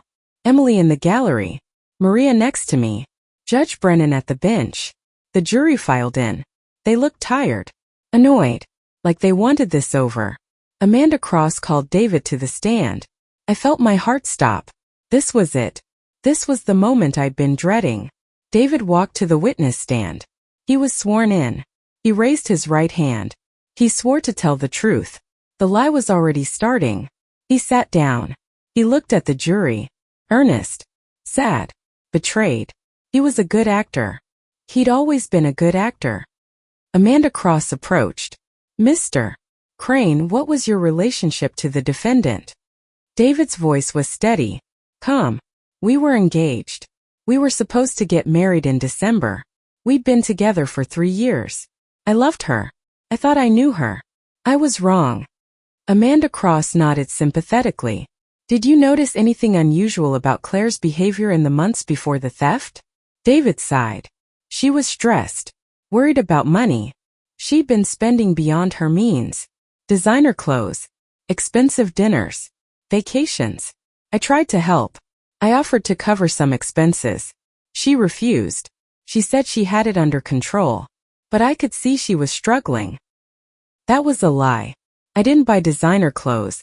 I didn't spend beyond my means. I was careful with money. I saved. I invested. This was part of his story. Part of his frame. Amanda Cross continued. Did Claire ever discuss the yellow diamond with you? The one that was stolen? David nodded. Yes. She was excited about it. She said it was worth $8 million. She said it was the most valuable stone she'd ever evaluated. She talked about it constantly. About what she could do with that kind of money. About how it could change someone's life. I thought she was just being hypothetical. Professional interest. I didn't realize she was planning something. I felt rage burn in my chest. He was lying. I never said those things. I never talked about stealing. Never. This was fabricated. Scripted. Designed to make me look guilty. Maria leaned close. Whispered. Stay calm. Don't react. Let me handle this. I clenched my fists under the table. I stayed still. I stayed silent. But inside I was screaming. Amanda Cross walked closer to David. What happened after Claire was arrested? David looked down. Like he was ashamed. I was shocked. Devastated. I couldn't believe the woman I loved had done this. I tried to help. Called lawyers. But then I learned about the debt. The credit cards. The mortgage. I realized I didn't know her at all. I realized she'd been lying to me. Using me. I had no choice but to end the relationship. Change the locks. Protect myself. Amanda Cross put her hand on the witness box. Gentle. Supportive. That must have been incredibly difficult. Losing someone you loved. Realizing they betrayed you. David nodded. His eyes were wet. He was crying. Or pretending to cry. It was the hardest thing I've ever done. I wanted to believe her. I wanted to think she was innocent. But the evidence was clear. She stole that diamond. She destroyed our future. Our life together. I'll never forgive her for that. Amanda Cross turned to the judge. No further questions. She sat down. The jury looked at David with sympathy. With pity. He'd played his role perfectly. The heartbroken fiancé. The innocent victim. I wanted to vomit. Maria stood. She walked to the witness stand. She didn't look sympathetic. She looked predatory. Mr. Crane, you said you loved my client. That you were planning a wedding. Planning a life together. Is that correct? David nodded. Yes. Maria pulled out a document. Then why did you contact a divorce attorney on September 1st? 3 weeks before the theft. 3 weeks before you were supposed to love her. Why were you already planning to leave? David's face went blank. Just for a second. Then he recovered. I didn't contact a divorce attorney. We weren't married. There was no need for a divorce attorney. Maria smiled. I apologize. You're right. Not a divorce attorney. A family law attorney. Someone who specializes in breaking engagements, dividing property, dissolving relationships. You called Wilson and Associates on September 1st. You had a 30-minute consultation. What did you discuss? David shifted in his seat. I was having doubts about the relationship. That's normal. People have doubts before they get married. I wanted to understand my options. That doesn't mean I plan to steal a diamond and frame her. Maria raised an eyebrow. No one said you did. I'm simply establishing that you were already planning to leave my client before the theft occurred. That you were already thinking about ending the relationship. That casts doubt on your claim that you were shocked and devastated by her arrest. Amanda Cross stood. Objection. Relevance. Judge Brennan looked at Maria. Where are you going with this, Ms. Santos? Maria turned to the judge. I'm establishing motive, Your Honor. Mr. Crane had reason to harm my client. He was already planning to leave her. The theft gave him the perfect opportunity. He could end the relationship, steal a fortune, and blame someone else. It's relevant to our defense. Judge Brennan thought for a moment. I'll allow it. Overruled. Continue. Maria turned back to David. Mr. Crane, let's talk about your business. Crane Capital Partners. How is it doing? David's jaw tightened. It's doing fine. Maria pulled out another document. Is it? Because according to these financial records, your company lost $38 million last year. Your investors are suing you for fraud. You're facing criminal charges. You have 6 months to repay $42 million or face federal prison. Your business isn't fine, Mr. Crane. Your business is failing. You're desperate. You need money. $8 million would help, wouldn't it? Amanda Cross stood. Objection. The witness is not on trial here. Maria turned to the judge. The witness has motive to commit the crime my client is accused of. That's directly relevant. Judge Brennan nodded. Overruled. Answer the question, Mr. Crane. David glared at Maria. My business had some setbacks. That's not unusual in private equity. We're recovering. I don't need to steal to make money. Maria walked closer. But you did need money. Fast. And you had access to someone who could get it for you. My client. You knew where she worked. You knew what she had access to. You spent 3 years learning her routines, her codes, her vulnerabilities. You used her. You framed her. You sold that diamond to a Russian oligarch named Dmitry Volkov for $9 million. You put the money in an offshore account. And you let my client rot in prison. David's face turned red. That's absurd. That's a fantasy. I didn't do any of that. You have no proof. Maria held up papers. I have wire transfers. I have emails. I have phone records. I have proof you paid a Ukrainian company $50,000 to create deepfake videos. I have proof you researched my client before you met her. I have proof you targeted her specifically to gain access to that auction house. You're a con artist, Mr. Crane. A thief. A liar. And the jury is going to see that. Amanda Cross was on her feet. Objection. Counsel is making speeches, not asking questions. Judge Brennan banged her gavel. Sustained. Ms. Santos asked questions. Stop editorializing. Maria turned back to David. Did you or did you not pay Synth Media Solutions, a Ukrainian company, $50,000 on August 15th of last year? David was sweating now. I don't recall. Maria showed him a document. This is a wire transfer from a shell company you control. Phantom Holdings LLC. To Synth Media Solutions. $50,000. Purpose listed as consulting services. What kind of consulting? David looked at Amanda Cross. Looking for help. She couldn't help him. I don't remember. My company works with many vendors. I can't recall every transaction. Maria pressed. Synth Media Solutions specializes in synthetic media, deepfake videos, AI-generated content. Why would you need their services? David's voice was sharp now. Defensive. I didn't. Maybe someone on my team hired them. I don't micromanage every expenditure. Maria stepped back. How convenient. You don't remember. You don't know. You didn't authorize it. But the money came from your company. Your account. Your signature. You created that deepfake footage. You framed my client. And you're sitting here lying about it. Amanda Cross stood. Objection. Judge Brennan banged her gavel. Sustained. Ms. Santos, you're done. Step back. Maria looked at the jury. She'd made her point. They saw David sweating. Defensive. Lying. No further questions. David left the stand.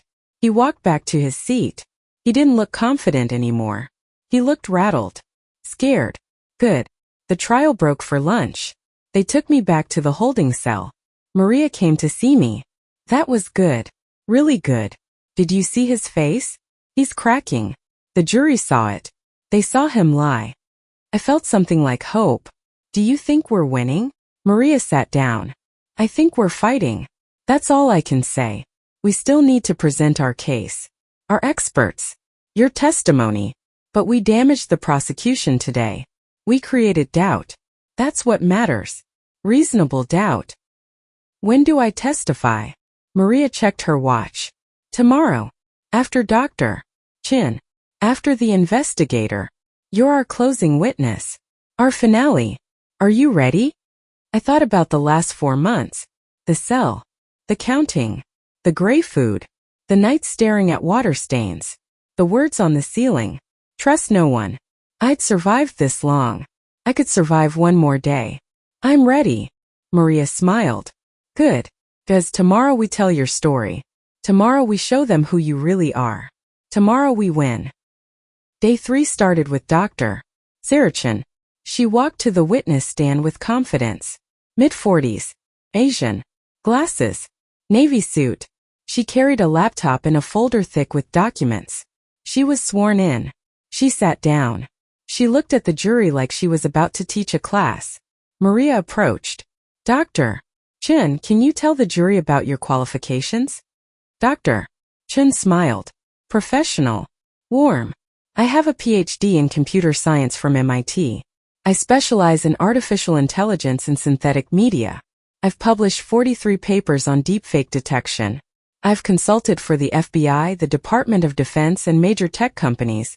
I've testified as an expert witness in 17 cases involving AI-generated content. Maria nodded. And what did you analyze in this case? Dr. Chen opened her laptop. I analyzed security footage dated September 24th, allegedly showing Claire Ashford entering a vault room at Harrington and Price Auction House.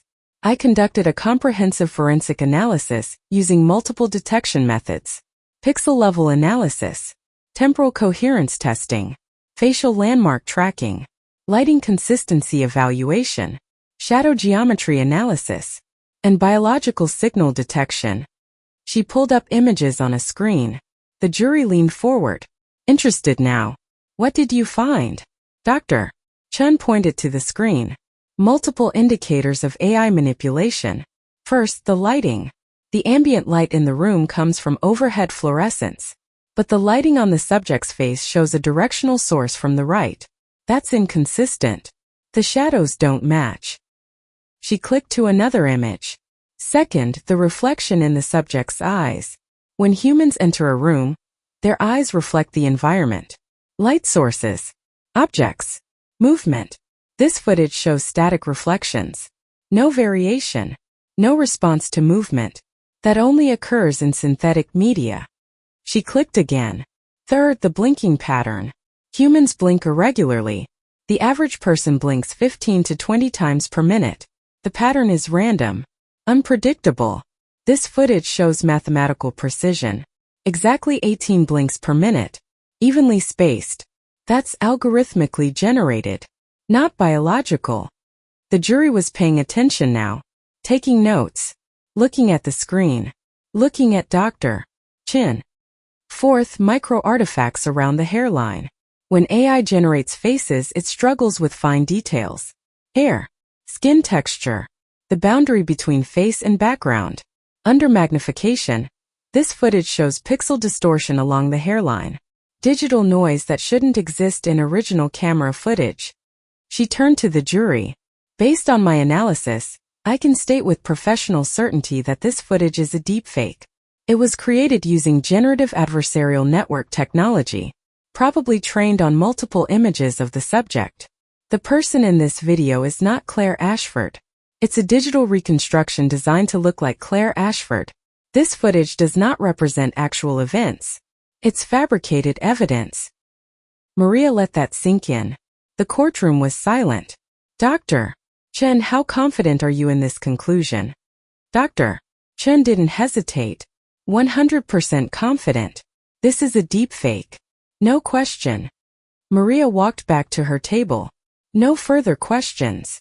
Amanda Cross stood. She approached the witness stand. She looked skeptical. Aggressive. Dr. Chen, you said you're 100% confident. But AI detection isn't perfect, is it? There's margin for error. False positives. Misidentification. Dr. Chen adjusted her glasses. In early detection methods, yes. But modern techniques are highly accurate. Especially when multiple methods confirm the same conclusion. This isn't a borderline case. This is clear manipulation. Amanda Cross picked up a document. You were paid $50,000 to analyze this footage. Is that correct? Dr. Chen nodded. That's my standard consulting fee for forensic analysis and court testimony. Amanda Cross raised an eyebrow. $50,000. That's a lot of money. Does that fee influence your conclusions? Do you tell clients what they want to hear? Dr. Chen's expression didn't change. My reputation is built on accuracy, not pleasing clients. If the footage was authentic, I would say so.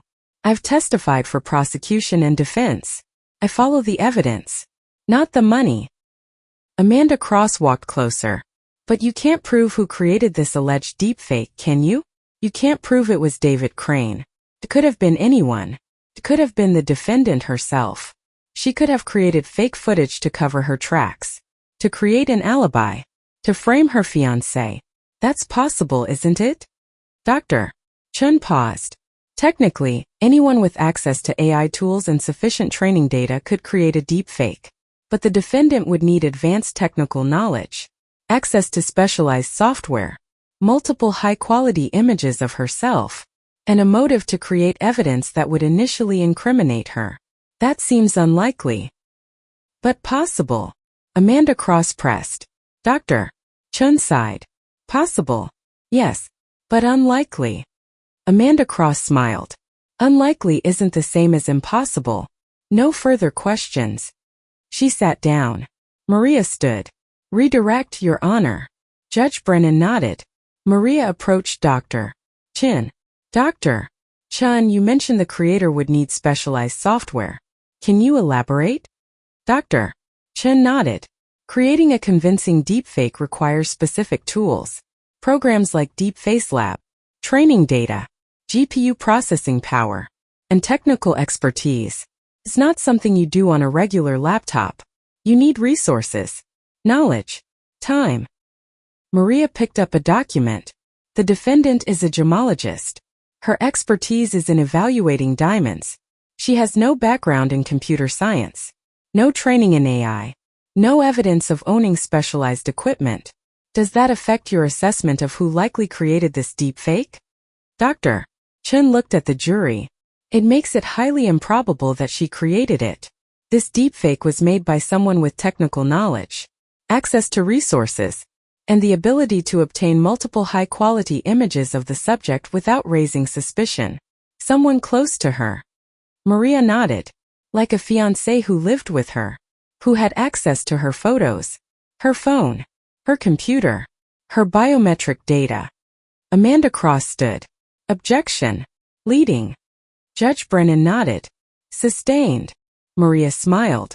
No further questions. Dr. Chun stepped down. The jury looked convinced. I could see it in their faces. They believed her. They believed the footage was fake. Maria called the next witness. Thomas Bradley, the private investigator Emily hired. He was tall, 50s, gray hair, weathered face, former NYPD detective. He'd spent 3 months investigating David. He was sworn in. He sat down. Maria approached. Mr. Bradley, what did you discover about David Crane? Bradley pulled out a folder. David Crane is not the successful businessman he appears to be. His company, Crane Capital Partners, is bankrupt. He owes investors $42 million. He's facing multiple lawsuits, civil and criminal, fraud, embezzlement, misappropriation of funds. He had 6 months to repay his debts or face federal charges. Did you investigate how Mr. Crane met the defendant? Bradley nodded. I did. David Crane researched Claire Ashford before their first meeting. I found browser history on his work computer, searches for her name, her employer, her position, her background. He attended a charity gala specifically because he knew she would be there. He purchased a ticket under a false name. He engineered their meeting. It wasn't coincidence. It was calculated. The jury looked shocked. They looked at David. He sat still, expressionless, but his hands were clenched, white knuckles. Did you find evidence that Mr. Crane sold the diamond? Bradley pulled out more documents. I traced a wire transfer from a shell company controlled by David Crane. $9 million. The transfer originated in Dubai. The receiving account belongs to Dmitry Volkov, a Russian oligarch known for collecting rare gemstones. I obtained emails between Crane and an intermediary discussing the sale of a yellow diamond, 52 carats. The description matches the stolen diamond exactly. The sale occurred on October 8th, 2 weeks after the theft. Maria walked along the jury box. So David Crane stole the diamond, framed my client, sold the diamond, and pocketed $9 million. Amanda Cross stood. Objection. Counsel is testifying. Judge Brennan looked at Maria. Sustained. Rephrase. Maria turned to Bradley. Based on your investigation, did you find evidence that David Crane committed the theft? Bradley looked directly at the jury. Yes. Clear evidence. He had motive. He had means. He had opportunity. And he profited from the crime. $9 million. Maria nodded. No further questions. Amanda Cross approached Bradley. She looked skeptical. Mr. Bradley, you said you found emails discussing the sale. How did you obtain these emails? Bradley didn't blink. Through investigation. Amanda Cross smiled. Did you hack Mr. Crane's email account? Did you obtain these emails illegally? Bradley paused. I obtained them through methods that may not meet legal standards for direct evidence, but they provided direction for my investigation. Amanda Cross turned to the jury. So you hacked his email. You obtained evidence illegally. That evidence is inadmissible. It proves nothing. Bradley leaned forward. The emails told me where to look. I found corroborating evidence through legal means. Wire transfers. Transaction records. Witness statements. The emails themselves may not be admissible, but everything they led me to is legitimate evidence. Amanda Cross shook her head. Or you fabricated evidence based on illegally obtained information. You created a narrative to fit your client's defense. You're being paid by the defendant's sister. You have financial incentive to find evidence against Mr. Crane. How much is Emily Ashford paying you? Bradley's expression hardened. $60,000. My standard rate for a 3-month investigation. And I don't fabricate evidence. I spent 20 years with NYPD. My reputation matters more than money. Amanda Cross walked back to her table. Your reputation. $60,000. And a defendant who's desperate to blame someone else for her crime. No further questions. Bradley stepped down. He looked angry. Frustrated. Maria whispered to me. Don't worry. The jury saw the evidence. They heard about the wire transfers. The sale. Volkov. Amanda can attack Bradley all she wants. The facts speak for themselves. Judge Brennan looked at her watch. It's 3:30. We'll break for today. Ms. Santos, are you ready to call your next witness tomorrow? Maria stood. Yes, Your Honor. The defense calls Claire Ashford. The judge nodded. Very well. We'll reconvene tomorrow at 9 a.m. Court is adjourned. The gavel banged. The jury filed out. They looked at me as they left. Some with sympathy. Some with suspicion. Some with curiosity. Tomorrow they would hear my story. Tomorrow I would tell them everything. Tomorrow would decide my fate. They took me back to MDC Brooklyn. Back to my cell. Tasha was waiting. Tomorrow's your day. You ready? I climbed onto my bunk. I don't know. I'm terrified. What if I mess up? What if I freeze? What if they don't believe me? Tasha closed her book. Looked at me. Then you lose. But you're not going to lose. You're going to walk in there. Sit down. Look those jurors in the eye. And tell them the truth. You were framed. You were used. You were betrayed. Make them feel it. Make them see you as human. Not a criminal. Not a defendant. Person. Someone's sister. Someone's friend. Someone who got destroyed by a man she loved. If they see that, you win. What if they see me as stupid? As naive? As someone who should have known better? Tasha shrugged. Maybe you were naive. Maybe you should have seen the signs. But that doesn't make you guilty. Being foolish isn't a crime. Being trusting isn't a crime. Stealing a diamond is a crime. And you didn't do that. He did. Make sure they understand that. Make sure they understand the difference between being a victim and being a criminal. I lay back. Stared at the ceiling. The water stains. The words. Trust no one. Tomorrow I would tell 12 strangers about the worst thing that ever happened to me. I would relive the betrayal. The arrest. The humiliation. I would expose myself. Vulnerable. Broken. Desperate. It was terrifying. But it was necessary. It was the only way to prove I was innocent. The only way to go home. That night I couldn't sleep. I ran through my testimony in my head. Over and over. Every question. Every answer. Every word. Maria had prepared me. Coached me. Drilled me. I knew what to say. How to say it. But knowing and doing were different things. Sitting in that courtroom. On the witness stand. With everyone staring. With David staring. That would be different. That would be real. That would be the moment everything changed. Win or lose. Free or prison. Life or death. I thought about what I would say first.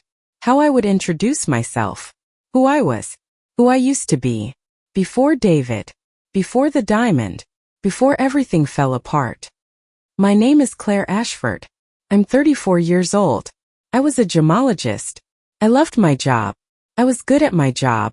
I spent 10 years building a reputation, building a career, building a life. And then I met a man who destroyed it all. I didn't see it coming. I didn't see the signs. I trusted him. I loved him. I believed him when he said he loved me. I was wrong. I was stupid. I was naive. But I wasn't a criminal. I didn't steal that diamond. He did. He used me. He framed me. He took everything. My job. My freedom. My future. But he didn't break me. I'm still here. I'm still fighting. I'm still standing. And I'm going to prove he did this. I'm going to make sure everyone knows the truth. Morning came. Count time. Breakfast. Van. Chains. Courthouse. Holding cell. I sat there waiting. My hands were shaking. My stomach was churning. I couldn't eat breakfast. I couldn't think. I could only breathe. In and out. In and out. Stay calm. Stay focused. Maria came to see me. It's time. Are you ready? I stood. As ready as I'll ever be. She smiled. You're going to be great. Just remember everything we practiced. Look at the jury. Speak clearly. Be honest. Be vulnerable. Show them who you are. Show them what he did to you. That's all you need to do. They brought me into the courtroom. Emily was in the gallery. She smiled at me. Mouthed the words, I love you. I almost cried. I held it together. I walked to the witness stand. I was sworn in. I raised my right hand. I swore to tell the truth. The whole truth. Nothing but the truth. I sat down. I looked at the jury. 12 faces. 12 strangers. 12 people who would decide if I spent the next 20 years in prison or walked out free. Maria approached. Please state your name for the record. I took a breath. Claire Elizabeth Ashford. My voice was steady. Stronger than I expected. How old are you? 34. What is your profession? I was a gemologist. A senior appraiser at Harrington and Price Auction House.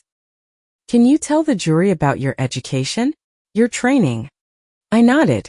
I have a master's degree in gemology from the Gemological Institute of America. I studied for 3 years.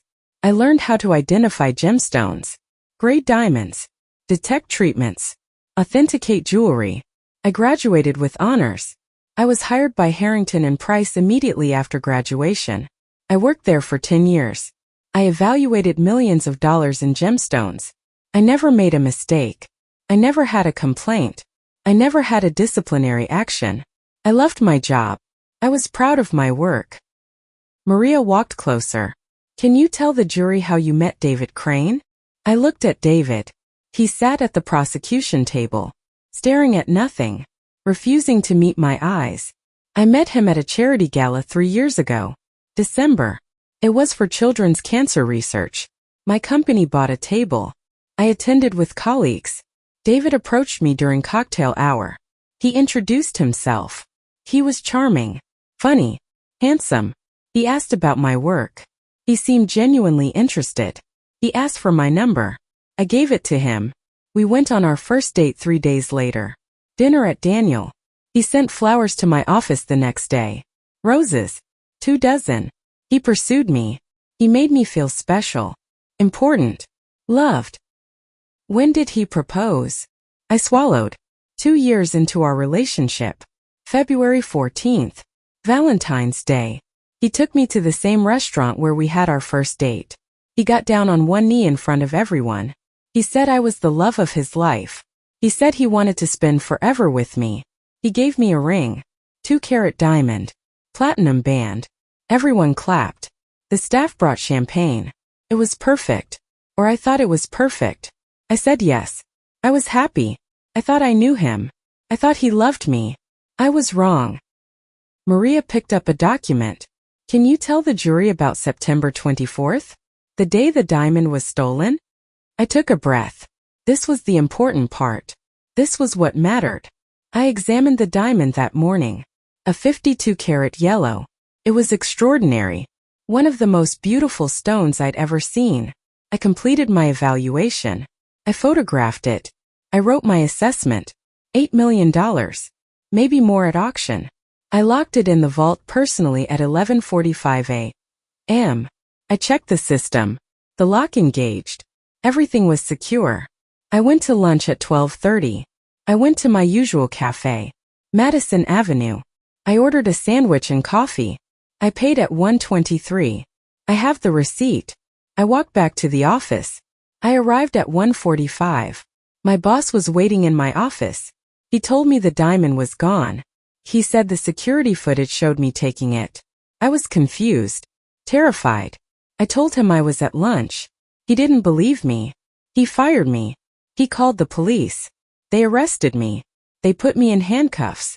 They took me away. My life ended that day. Maria's voice was gentle. Did you steal that diamond? I looked at the jury, made eye contact with each one. No, I did not steal that diamond. I would never steal. I would never throw away my career, my reputation, everything I worked for.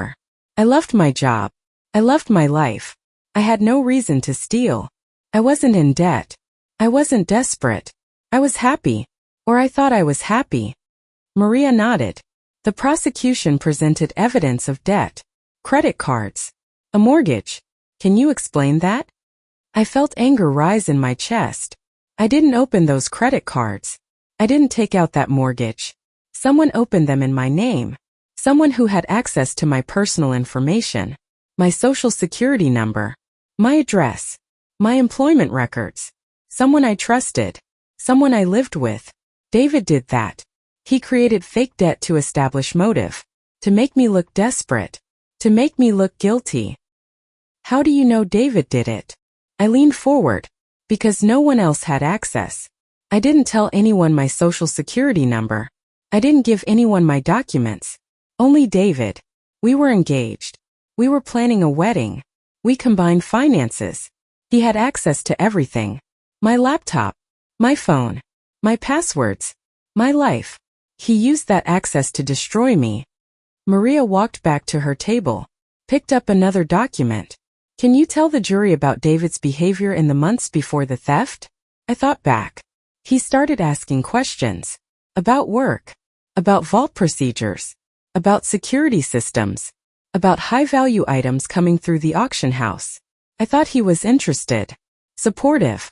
I didn't realize he was gathering information. Planning. He also pulled away. Stopped touching me. Stopped looking at me during dinner. Stopped asking about my day. I thought it was stress. Wedding planning. Work pressure. I didn't realize he was preparing to leave. To frame me. To destroy me. Maria looked at the jury. Then back at me. Claire, did you create the deepfake footage? Did you fake evidence to cover your tracks? I felt tears burn behind my eyes. I wouldn't cry. Not here. Not now. No. I don't know how to create deepfakes. I don't have training in computer science. I don't own specialized equipment. I'm a gemologist. I identify diamonds. That's what I do. That's all I know how to do. David did this. He paid a company $50,000 to create that footage. He used my photos, my biometric data. He made it look like I stole the diamond. He framed me. He sold the diamond for $9 million. He destroyed my life. And he sat there at that table pretending to be innocent, pretending to be the victim. But he's the criminal, not me. Maria let the silence hang. The courtroom was quiet. I could hear people breathing. No further questions. She sat down. Amanda Cross stood. She approached the witness stand. She looked at me like I was lying, like I was performing. Ms. Ashford, you said you loved your job. You loved your life. You were happy. But you were also planning a wedding that cost $200,000. How were you planning to pay for that? I looked at her. David was paying. His family was paying. I contributed $10,000. That was my portion. David handled the rest. So David was supporting you financially. It wasn't a question. It was a statement. He made more money than I did. He offered to cover more of the expenses. That's normal in relationships. Amanda Cross walked closer. Or you resented it. You resented that he made more money, that he had control, that he made you feel small, dependent. Maybe you wanted your own money, your own power. Maybe that diamond looked like freedom. I felt my jaw tighten. That's not true. I didn't resent David. I didn't want his money. I had my own money, my own career, my own life. I didn't need to steal. Amanda Cross picked up a document. You said you didn't open those credit cards, but the signatures match yours. The applications were completed on your computer. Your IP address. How do you explain that? I leaned forward. David had access to my computer. He knew my passwords. He could have filled out those applications, forged my signature, used my computer while I was at work. He lived with me. He had every opportunity. Amanda Cross raised an eyebrow. Or you opened them yourself. You spent the money. You got in over your head. And when the bills came due, you needed a way out. That diamond was worth $8 million. Enough to pay off your debt. Enough to start over. Enough to disappear. That's not what happened. I didn't open those accounts. I didn't steal that diamond. David did this. Amanda Cross walked back to her table. You keep blaming David. Your ex-fiancé. The man you claim to have loved. The man who says he loved you. Why would he destroy you? What did he gain? I felt something hot move through my chest. He gained $9 million. He paid off his debts. He saved himself from federal prison. He used me to access that diamond. He spent 3 years setting me up. He researched me before we met. He targeted me. He manipulated me. He made me fall in love with him. And then he destroyed me. That's what he gained.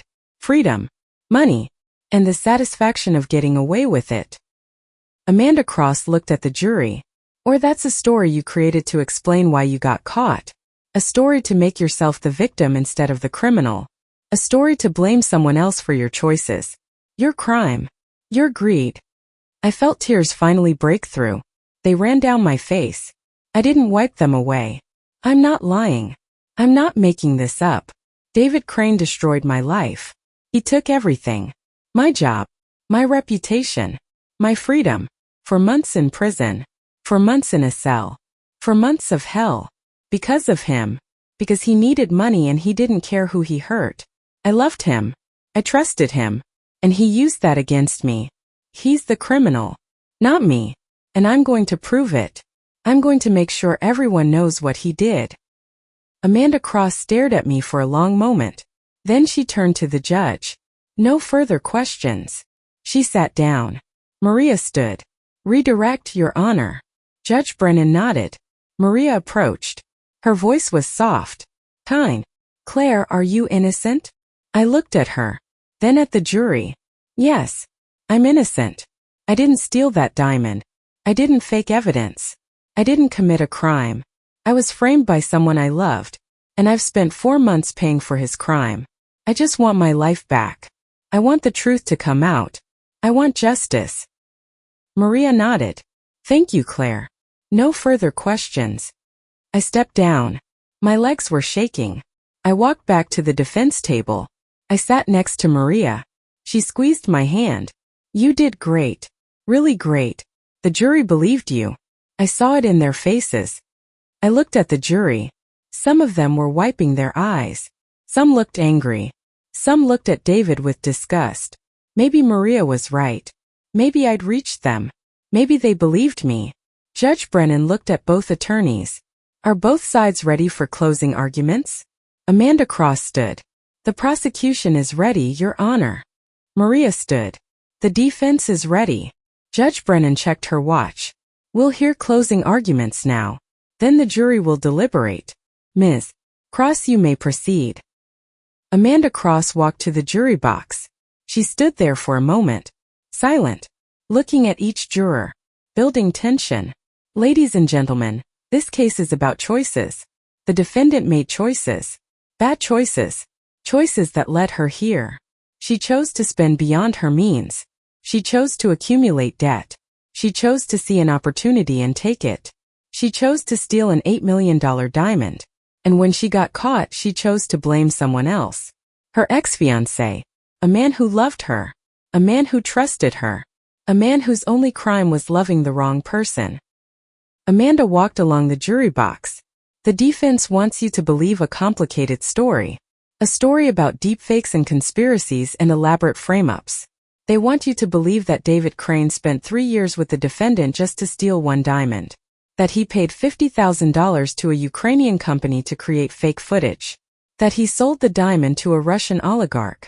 That he orchestrated this entire crime and let her take the fall. It's a compelling story. It's dramatic. It sounds like a movie. But is it true? Or is it a desperate attempt to avoid responsibility? She stopped. Looked at the jury. Let's talk about facts. Fact 1. The defendant had access to the vault. She had the codes. She had the biometric clearance. She examined the diamond that morning. She knew its value. She knew where it was kept. Fact 2. The defendant had motive. She was in debt. Real debt. Credit cards.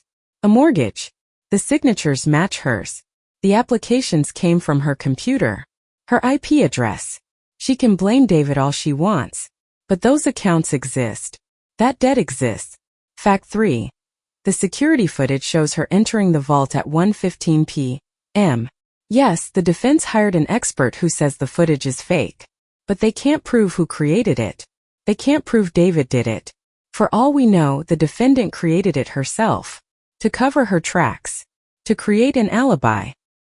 Amanda walked back toward the center. The defense talks about David's debts. His failing business. But having debt doesn't make you a thief. Millions of Americans have debt. They don't steal diamonds. The defense talks about wire transfers to Russia. Emails about sales.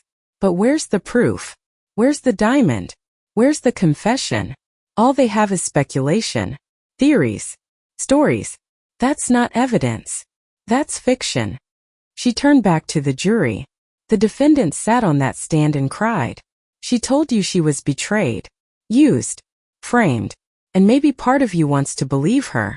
Maybe part of you feels sorry for her. But feeling sorry for someone doesn't make them innocent.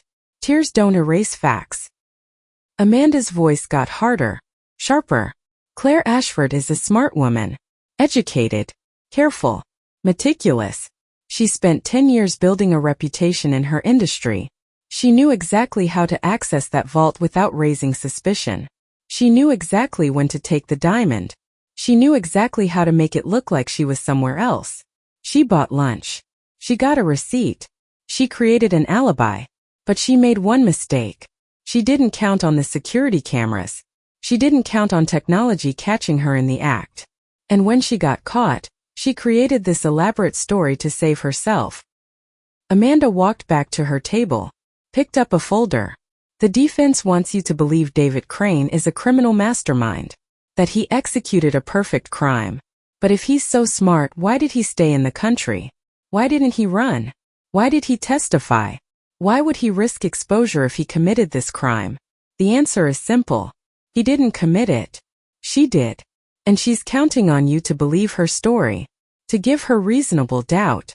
To let her walk free. Amanda looked at each juror. Don't let her manipulate you. Don't let tears and stories cloud your judgment. Look at the facts. Look at the evidence. The defendant had access. The defendant had motive. The defendant was caught on camera. The defendant is guilty. Find her guilty. Give her the justice she deserves. Thank you. Amanda sat down. The courtroom was silent. I felt my chest tighten. She'd been good. Really good. She'd turned my testimony into manipulation. My tears into performance. My story into fiction. Maria stood. She walked to the jury box. She didn't look aggressive. She looked sad. Disappointed. Ladies and gentlemen, the prosecutor wants you to believe the simplest story. The easiest story. Claire Ashford needed money. Claire Ashford stole a diamond. Claire Ashford got caught. Simple. Easy. Neat. But the truth isn't simple. The truth isn't easy. The truth is complicated. Messy. Painful. And the truth is that Claire Ashford is innocent. Maria walked along the jury box. Let's talk about that security footage. The prosecution says it's real, authentic, undeniable. But Dr. Sarah Chun, one of the leading experts in the world on AI and deepfakes, analyzed that footage. She found lighting inconsistencies, shadow irregularities, digital artifacts, mathematical blinking patterns. She stated with 100% confidence that the footage is fake. Not suspicious, not questionable, fake, created using artificial intelligence. That's not my opinion. That's not the defendant's story. That's science. That's fact. And if the footage is fake, then everything the prosecution's case is built on collapses. Because without that footage, there's no evidence Claire was ever in that vault. Maria stopped. Let that sink in. The prosecution says Claire had motive because of debt. But we proved that debt was fabricated. Credit cards opened in her name by someone with access to her personal information. Someone who lived with her. Someone who could forge her signature. Use her computer. Create a paper trail to make her look desperate. David Crane had that access. David Crane had that opportunity. David Crane had that motive. Because unlike Claire, David actually needed money. $42 million. His company was bankrupt. His investors were suing him. He was facing federal charges. He was desperate. He needed cash. And he found a way to get it. Maria walked toward the center of the courtroom. The prosecutor asked why David didn't run. Why he stayed. Why he testified. I'll tell you why. Because he's confident. Because he thinks he's smarter than everyone. Because he thinks he built the perfect frame. He targeted Claire 3 years ago. He researched her before they met. He engineered their first encounter at that charity gala. This wasn't love. This wasn't coincidence. This was a con. A long con. He spent 3 years learning her routines, her codes, her vulnerabilities. He gained her trust, her love, and then he used it to destroy her. Maria picked up documents from her table. We have evidence. Real evidence. Wire transfers showing David paid a Ukrainian company $50,000. That company specializes in deepfake videos. We have evidence showing David sold the diamond to Dmitry Volkov for $9 million. The sale happened in Dubai. 2 weeks after the theft. We have emails, transaction records, witness statements. This isn't speculation. This isn't theory. This is proof. David Crane stole that diamond. David Crane framed Claire. David Crane is the criminal, not her. Maria turned back to the jury. Her voice got softer, more personal. Claire Ashford spent 4 months in federal prison. 4 months in a cell. 4 months of hell. For a crime she didn't commit. She lost her job, her career, her reputation, everything she worked for, everything she built. All because a man she loved decided she was expendable. All because she had access to something he wanted. All because he needed money and didn't care who he hurt. That's the truth. That's what really happened. And the prosecution wants you to ignore it. They want you to believe the simple story. The easy story. But you're smarter than that. You've seen the evidence. You've heard the testimony. You know the truth. Maria walked back toward the defense table. Stopped. Turned back to the jury. The prosecutor said, "Don't let tears cloud your judgment." I agree. Don't let tears cloud your judgment. But also don't let cynicism blind you to the truth. Claire cried on that stand because she's been through hell. Because she's been betrayed by someone she loved. Because she's innocent and she's fighting for her life. Those tears were real. That pain was real. Her innocence is real. And you have the power to give her justice. To give her freedom. To give her life back. Maria looked at each juror. Made eye contact. The prosecution has to prove guilt beyond a reasonable doubt. Beyond reasonable doubt. Do you have doubt? About that footage? About who created it? About who had motive? About who benefited from this crime? If you have any doubt, any reasonable doubt, you must find Claire Ashford not guilty. Because she is not guilty. She's innocent. She's a victim. And she deserves to go home. Thank you. Maria sat down. She looked exhausted, drained, but satisfied. She'd done everything she could. Now it was up to the jury. Judge Brennan addressed the jury. Ladies and gentlemen, you've heard opening statements, witness testimony, expert analysis, and closing arguments. Now it's your responsibility to deliberate and reach a verdict. You must determine whether the prosecution has proven beyond a reasonable doubt that Claire Ashford committed grand larceny. If you have reasonable doubt about her guilt, you must find her not guilty. You will now retire to the jury room to begin your deliberations. Court is adjourned until you reach a verdict. The gavel banged. The jury stood. They filed out through a side door. 12 strangers who held my fate in their hands. They took me back to the holding cell. Maria came with me. How long will they take? I asked. Maria shook her head. Could be hours. Could be days. There's no way to know. Fast verdicts usually mean guilty. Juries don't need much time when the evidence is clear. Long deliberations usually mean they're debating, arguing, creating doubt. That's good for us. We want them to take their time. We want them to really consider everything. I sat on the metal bench. My hands were shaking. What do you think? Do you think we won? Maria sat next to me. I think we presented a strong case. I think Dr. Chun was convincing. I think Bradley's evidence was compelling. I think your testimony was powerful. But juries are unpredictable. I've seen slam dunk cases go wrong. I've seen hopeless cases result in acquittal. We did everything we could. Now we wait. We waited. Hours passed. No word. Emily was allowed to visit during the wait. They brought her to the holding cell. She hugged me through the bars. You were amazing. So strong. So brave. I'm so proud of you. I felt tears again. What if they don't believe me? What if I go to prison for 20 years? Emily grabbed my hands. They'll believe you. They have to believe you. You're innocent. The truth has to matter. 6 hours passed. Then 7. It was almost 6 p.m. I thought they'd stop for the night. Resume tomorrow. Then the speaker crackled. The jury has reached a verdict. All parties returned to the courtroom. My heart stopped.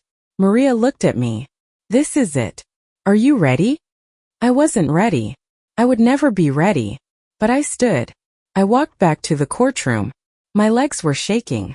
My hands were numb. Emily was back in the gallery. David was at the prosecution table. The jury filed in. I tried to read their faces. Were they looking at me? Were they avoiding eye contact? I couldn't tell. Judge Brennan entered. We all stood. We all sat. Has the jury reached a verdict? Judge Brennan asked. The foreman stood. A woman. Mid-50s. Teacher based on jury selection. We have, Your Honor. The judge's clerk approached. Took the verdict form. Brought it to the judge. Judge Brennan read it. Her face showed nothing. She handed it back to the clerk. The defendant will rise. I stood. Maria stood next to me. I felt dizzy. The room was spinning. This was it. Guilty or not guilty. Freedom or prison. Life or death. The clerk read from the form. In the matter of United States versus Claire Ashford, on the charge of grand larceny in the first degree, we the jury find the defendant. Time stopped. I couldn't breathe. I couldn't think. I could only wait. The clerk continued. Not guilty. The words didn't register at first. Not guilty. Not guilty. Not guilty. I heard Emily scream. I heard Maria gasp. I felt my knees buckle. Maria caught me. You won. Claire, you won. You're free.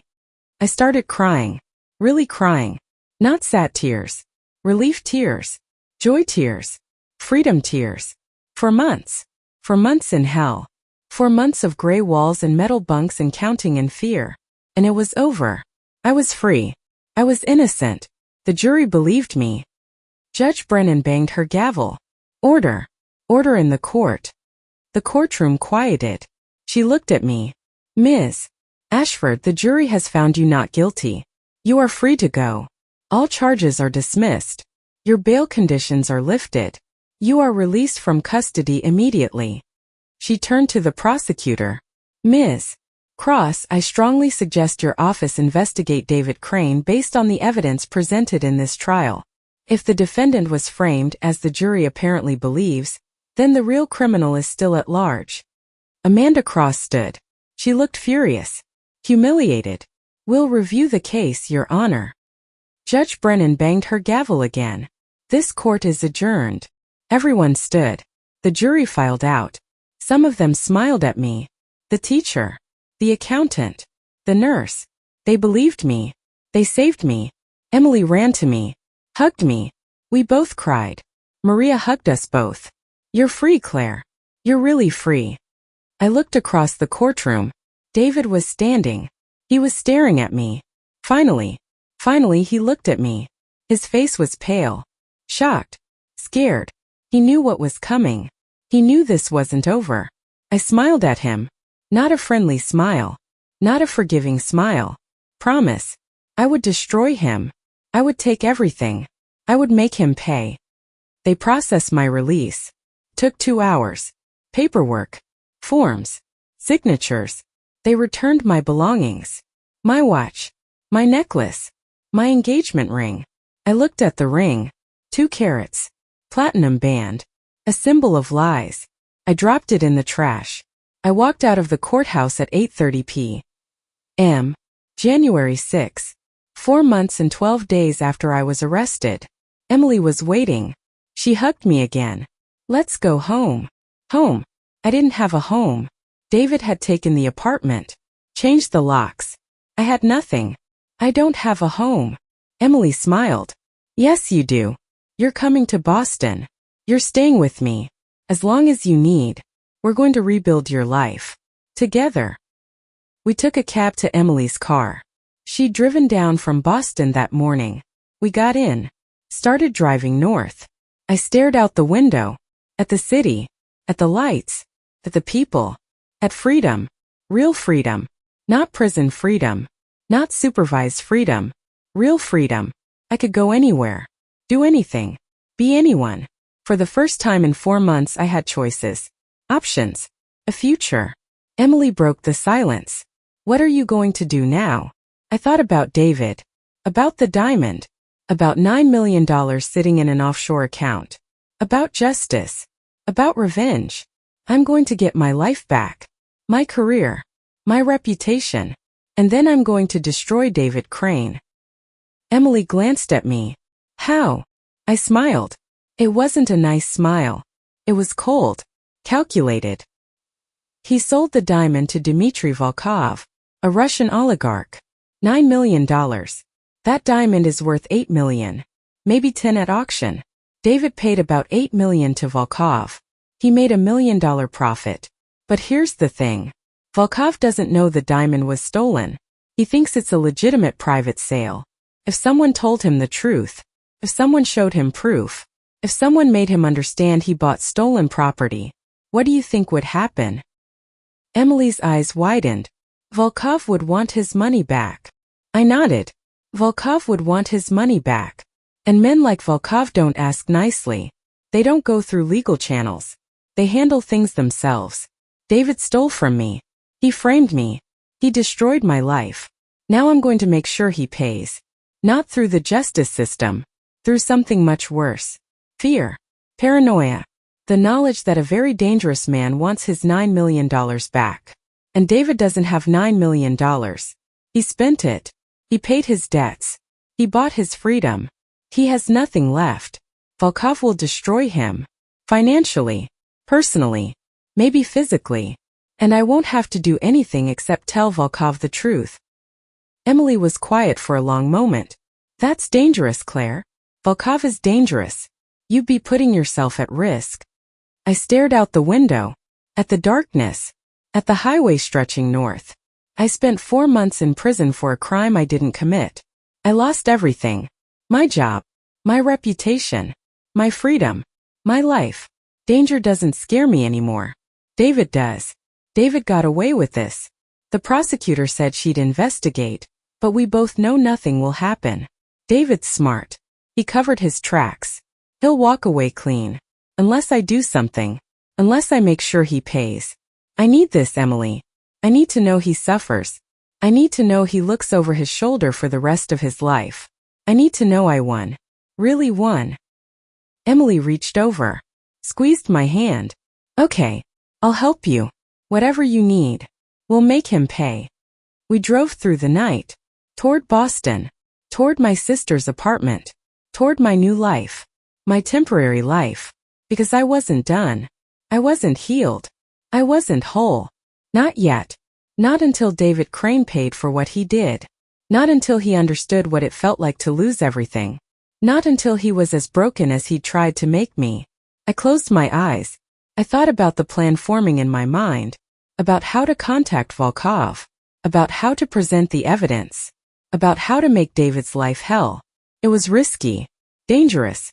Maybe illegal. But I didn't care. Justice had spoken in that courtroom. I was innocent. Now it was time for a different kind of justice. The kind that didn't come from judges or juries. The kind that came from me. We arrived in Boston at midnight. Emily's apartment was in Cambridge. A brownstone near MIT. 3rd floor. 1 bedroom. Small. Cozy. Warm. The opposite of MDC Brooklyn. She gave me the bedroom. She took the couch. I tried to argue. She wouldn't hear it. You've been sleeping on a metal bunk for 4 months. You get the bed. End of discussion. I showered for the first time in privacy. No guards watching. No time limits. No industrial soap. I stood under the hot water for 30 minutes. Washing away prison. Washing away fear. Washing away 4 months of hell. When I got out, Emily had laid out clean clothes. Sweatpants. T-shirt. Soft. Comfortable. Normal. I put them on. I looked in the mirror. I looked different. Thinner. Harder. Older. Prison had changed me. I wasn't the same person who walked into MDC Brooklyn. I would never be that person again. I couldn't sleep. I lay in Emily's bed. In the darkness. Listening to the city outside. Cars. Sirens. People. Freedom sounds. I thought about David. About what he was doing right now. Was he scared? Did he realize what was coming? Or did he think he won? Did he think the trial was the end? He was wrong. The trial was just the beginning. I pulled out my phone. Emily had returned it to me at the courthouse. Dead battery. I charged it. Turned it on. 347 messages. Emails. Texts. Voicemails. I scrolled through them. Most from the first week after my arrest. Friends asking what happened. Colleagues expressing shock. Then nothing. People stopped reaching out. They believed I was guilty. They moved on. I deleted everything. All of it. Those people weren't my friends. They were acquaintances. Fairweather supporters. I didn't need them. One message caught my attention. From Maria Santos. Sent 2 hours ago. Claire, congratulations on your verdict. You deserve this freedom. I'm attaching contact information for an attorney who specializes in wrongful termination and defamation. You should sue Harrington and Price. You should sue David. You should get compensation for what they did to you. Call me if you need anything. You're a fighter. Don't stop fighting. I saved the message. Maria was right. I needed to fight. Not just for revenge. For restitution. For acknowledgement. For proof that I was innocent and they were wrong. I would sue. But first I had other business. Business that couldn't wait for lawyers and courts and legal proceedings. Business with Dmitry Volkov. Morning came. Emily made coffee. Real coffee. Not prison coffee. Not that brown water they called coffee in MDC Brooklyn. Real coffee that smelled like heaven. We sat at her small kitchen table. What's the plan? Emily asked. I wrapped my hands around the mug. Warm. Real. I need to find a way to contact Volkov. I need to tell him the diamond was stolen. I need to show him proof. Court documents. Trial transcripts. Evidence that David framed me. Once Volkov understands he bought stolen property, he'll go after David. He'll want his money back. And when David can't pay, Volkov will make his life hell. Emily pulled out her laptop. I can help with that. I have connections in the tech world. People who know people. People who can find anyone. What do we know about Volkov? I thought back to Bradley's investigation. He's a Russian oligarch. Made his money in energy. Oil and gas. He collects rare gemstones. He has diplomatic immunity. He lives in Moscow but travels frequently. London, Dubai, Geneva. He's protected, untouchable by law, but not by information. Emily started typing. Let me reach out to some contacts. See what I can find. It might take a few days. I spent those days rebuilding. I opened a new bank account. My old account was frozen during the trial. It took paperwork and phone calls and bureaucracy to unfreeze it. My $73,000 was still there. Minus the $50,000 I paid Dr. Chin. $23,000 left. Not much, but enough to start. I looked for jobs. Gemologist positions. Appraiser positions. Anywhere that would hire me. I sent applications. I got rejections. Every single one. My name was toxic. A Google search showed hundreds of articles. Former appraiser accused of theft. $8 million diamond heist. My acquittal was mentioned. Buried. A footnote. The accusation was the headline. The damage was permanent. No auction house would touch me. No jewelry store would trust me. My career was over. 10 years of work. Gone. Because of David. I called Maria's contact. The attorney who specialized in wrongful termination. His name was Robert Chen. No relation to Dr. Sarah Chen. We met at a coffee shop in Boston. He was 40. Asian. Sharp suit. Sharper eyes. Ms. Ashford, I reviewed your case. You have strong grounds for a lawsuit. Wrongful termination. Defamation. Emotional distress. We can sue Harrington and Price. We can sue David Crane. We can sue the NYPD for malicious prosecution. You could win significant damages. Millions of dollars. I leaned forward. How long would it take? Robert sipped his coffee. Civil cases move slowly. 2 years minimum. Maybe 3. Maybe longer if they appeal. But you'd likely win. The jury found you not guilty. That's powerful evidence for a civil case. 2 years. 3 years. More legal battles. More testimony. More reliving the worst months of my life. I wasn't sure I could do it. What about David specifically? What could I get from him? Robert pulled out his notepad. David Crane is more complicated. He wasn't your employer. He didn't arrest you. But you could sue him for fraud. For intentional infliction of emotional distress. For identity theft. If you can prove he opened those credit cards in your name. If you can prove he created the deepfake footage. You could win. But proving it in civil court is different from criminal court. The burden of proof is lower.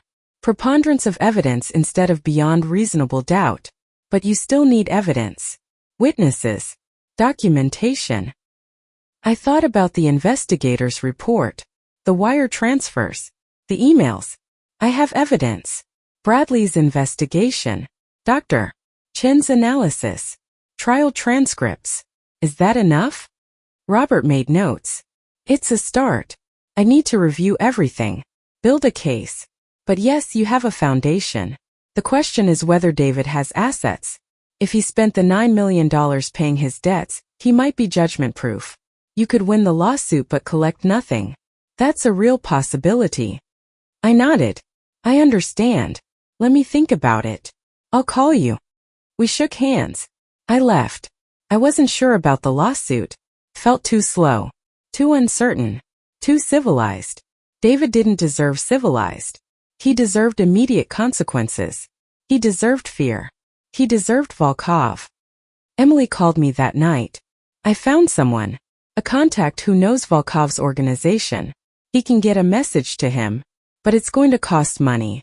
$10,000. Are you willing to pay that? $10,000. Almost half of what I had left. But it was worth it. Yes. Set it up. Emily arranged a meeting. 2 days later. A bar in Chinatown. Downtown Boston.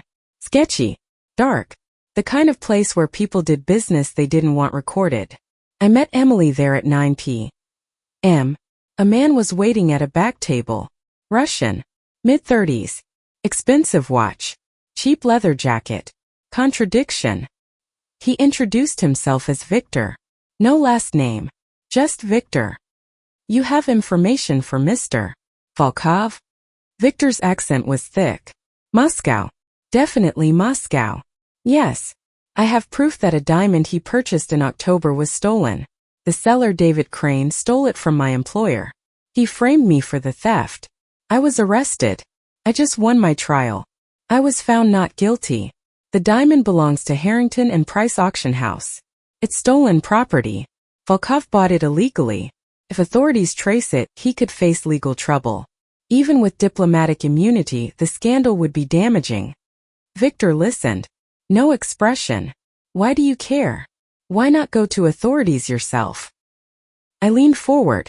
Because I want David Crane to suffer. I want Volkov to know he was lied to. I want Volkov to get his money back. I want David to face consequences from someone who doesn't care about laws or rights or due process. I want justice. Real justice. Victor smiled. It wasn't a friendly smile. You want revenge. I smiled back. I want revenge. Victor pulled out his phone. Type something. Put it away. I need proof. Documents. Evidence. Photos. Everything. I pulled out a folder. Trial transcripts. Court documents. Dr. Chin's report. Bradley's investigation. Photos of the diamond from the auction house catalog. Emails between David and the intermediary. Wire transfer records. Everything. Victor looked through it. Slow. Methodical. He nodded. This is good. This is very good. Mr. Volkov will be interested. He does not like being lied to. He does not like buying stolen property. He will want to speak with David Crane about this matter. Personally. Victor's smile got wider. Colder. I felt a chill. This was real. This was happening. I was setting David up for something dangerous. Possibly deadly. Did I care? I thought about 4 months in prison. 4 months of hell. 4 months of fear and counting in gray walls. No. I didn't care. Good. When will Volkov contact him? Victor stood. Soon. Very soon. David Crane will hear from us within the week. I suggest you stay far away from New York. Far away from David. Far away from this situation. When Volkov makes contact, things can become unpredictable. Dangerous. You do not want to be involved. I won't be. I just want to know it's happening. Can you let me know when it's done? Victor considered. I will send a message. When the matter is resolved. But that is all. After tonight we never met. You never spoke to me. You never gave me this information. Understand? I understood. This was off the books. Illegal. Dangerous. If anyone found out I contacted Volkov's people, I could face charges. Conspiracy. Obstruction. Witness tampering. But I didn't care. David destroyed my life. Now I would destroy his. I understand. Victor took the folder. $10,000. Cash. Now. Emily pulled an envelope from her bag. She'd withdrawn the cash that afternoon. Victor counted it. Nodded. Put it in his jacket. He left without another word. Emily and I sat there for a moment. Silent. Are you sure about this? Emily asked. I finished my drink. I'm sure. David needs to pay. The justice system let him walk. Now someone else gets to deal with him. We left the bar. Walked to Emily's car. Drove home. I felt something strange. Not guilt. Not fear. Relief. I'd taken action. I'd done something. I wasn't just a victim anymore. I was a player. I was fighting back. David thought he won. He thought he got away with it. He was about to learn he was wrong. 5 days passed. I waited. I checked my phone constantly. No message from Victor. No word about David. I searched online for news. Nothing. David's social media was private. I couldn't see what he was posting. I couldn't see if he was scared. I waited. On the 6th day my phone buzzed. Unknown number. Text message. Matter resolved. Do not contact this number again. That was it. No details. No explanation. Just confirmation. It was done. Volkov had contacted David. Volkov had confronted him about the diamond. About the $9 million. What happened after that? I didn't know. I didn't need to know. Whatever it was, David deserved it. I searched online again, looking for news, looking for anything. Then I found it. A small article. New York Post. Buried in the city section. Private equity manager hospitalized after assault. I clicked the link. My heart raced. David Crane, 38, a private equity manager at Crane Capital Partners, was hospitalized Monday evening after an assault outside his Manhattan apartment. According to police reports, Crane was attacked by two unidentified men. He sustained multiple injuries including broken ribs, a fractured jaw, and lacerations. Crane is listed in stable condition at Mount Sinai Hospital. Police are investigating but have no suspects at this time. Crane declined to provide details about the attack, citing fear for his safety. I read it 3 times. Broken ribs. Fractured jaw. Lacerations. They'd beaten him. Badly. Volkov's people had sent a message. Pay back the $9 million or face worse. David couldn't pay. He didn't have the money. What would happen next? I didn't know. But I knew David was scared now. David was suffering. David was paying. I should have felt satisfied. Victorious. I'd won. David was hurt. David was scared.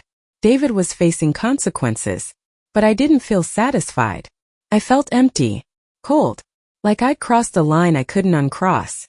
Like I'd become something I didn't recognize. Emily found me staring at the article. Is that David? I nodded. Volkov's people beat him up. Hospitalized him. They wanted their money back. Emily sat next to me. How do you feel? I closed the laptop. I don't know. I thought I'd feel happy. Vindicated. But I just feel numb. Like I lost something. Like I became the thing I hated. Emily put her arm around me. You're not a bad person, Claire. You didn't beat him up. You didn't assault him. You just told the truth to someone who had a right to know. Volkov bought a stolen diamond. You informed him. What he did with that information is on him. Not you. But it was on me. I knew what would happen. I knew Volkov would go after David. I knew it would be violent. I chose it anyway. I wanted it. I wanted David to suffer. And now he was suffering. And I felt nothing. Just emptiness. Just the realization that revenge didn't fix anything. It didn't give me my job back. It didn't give me 4 months of my life back. It didn't make me whole. It just made me someone who hurt people. Even if they deserved it. 3 days later, another article appeared. This one was bigger. Front page of the New York Times business section. Private equity executive found dead in apparent suicide. My blood went cold. I clicked the link. David Crane, 38, was found dead in his Manhattan apartment Wednesday morning. Police are investigating the death as an apparent suicide. Crane had been facing financial and legal troubles in recent months. His company, Crane Capital Partners, filed for bankruptcy last week. Crane was also recently hospitalized following an assault. Friends say he had been increasingly depressed and fearful. No note was found. The medical examiner will determine the official cause of death. David was dead. Dead. I read it again. And again. The words didn't change. David Crane was dead. Parent suicide. No note. Increasingly depressed and fearful. I did this. I set this in motion. I contacted Volkov. I told him about the diamond. I knew what would happen. And now David was dead. Not just beaten. Not just scared. Dead. I stood up. I couldn't breathe. The room was spinning. I ran to the bathroom. I threw up. Over and over. Emily followed. Held my hair. Rubbed my back. Claire, what's wrong? I couldn't speak. I just handed her my phone. She read the article. Her face went pale. Oh God. Claire, you didn't kill him. You didn't do this. But I did. Maybe I didn't pull a trigger or tie a noose or push him off a building. But I set it in motion. I contacted Volkov. I gave him the information. I knew Volkov was dangerous. I knew he would hurt David. I wanted him to hurt David. I wanted David to suffer. I got what I wanted. And now David was dead. They say it's suicide, Emily said quietly. Maybe it is. Maybe he couldn't handle the pressure. The debt. The assault. The fear. Maybe he chose this. Or maybe Volkov's people made it look like suicide. Maybe they killed him because he couldn't pay. Maybe this was always going to be the outcome. Maybe I just ordered a hit without realizing it. I spent the next week in a fog. I couldn't eat, couldn't sleep, couldn't think about anything except David's face. The courtroom, the way he wouldn't look at me, the way he lied, the way he destroyed me. He deserved punishment. He deserved consequences. But did he deserve death? I didn't know anymore. I didn't know anything anymore. Emily tried to help. She made me eat, made me shower, made me leave the apartment. We walked around Cambridge, MIT campus, Harvard Square, Charles River. I walked but I didn't see anything. I was trapped in my head, trapped in guilt, trapped in the knowledge that I'd become a killer. Not directly, not legally, but morally. I'd killed David Crane, and I had to live with that. Maria called. I didn't answer. She left a voicemail. Claire, I saw the news about David. I'm so sorry. I know this must be complicated for you. He hurt you. He destroyed your life. But he's still dead. That's hard to process. Call me if you need to talk. I'm here. I didn't call back. What would I say? That I contacted a Russian oligarch's people? That I gave them information that led to David's beating and possibly his death? That I wanted revenge and got it and now I couldn't live with myself? I couldn't tell Maria. I couldn't tell anyone. Except Emily. Emily knew. And Emily didn't judge. She just stayed with me. Supported me. Loved me. 2 weeks after David's death, I got a call from Robert Chen, the attorney. Ms. Ashford, I have news. David Crane's estate is being liquidated to pay his debts. But there's a life insurance policy. $2 million. The beneficiary was never changed from when you were engaged. You're listed as the beneficiary. You're entitled to that money. I felt sick. I don't want it. I can't take it. Robert paused. Claire, you're legally entitled to it. The insurance company will pay out to you. You can refuse it, but it will just go into probate. David's creditors will fight over it. Is that what you want?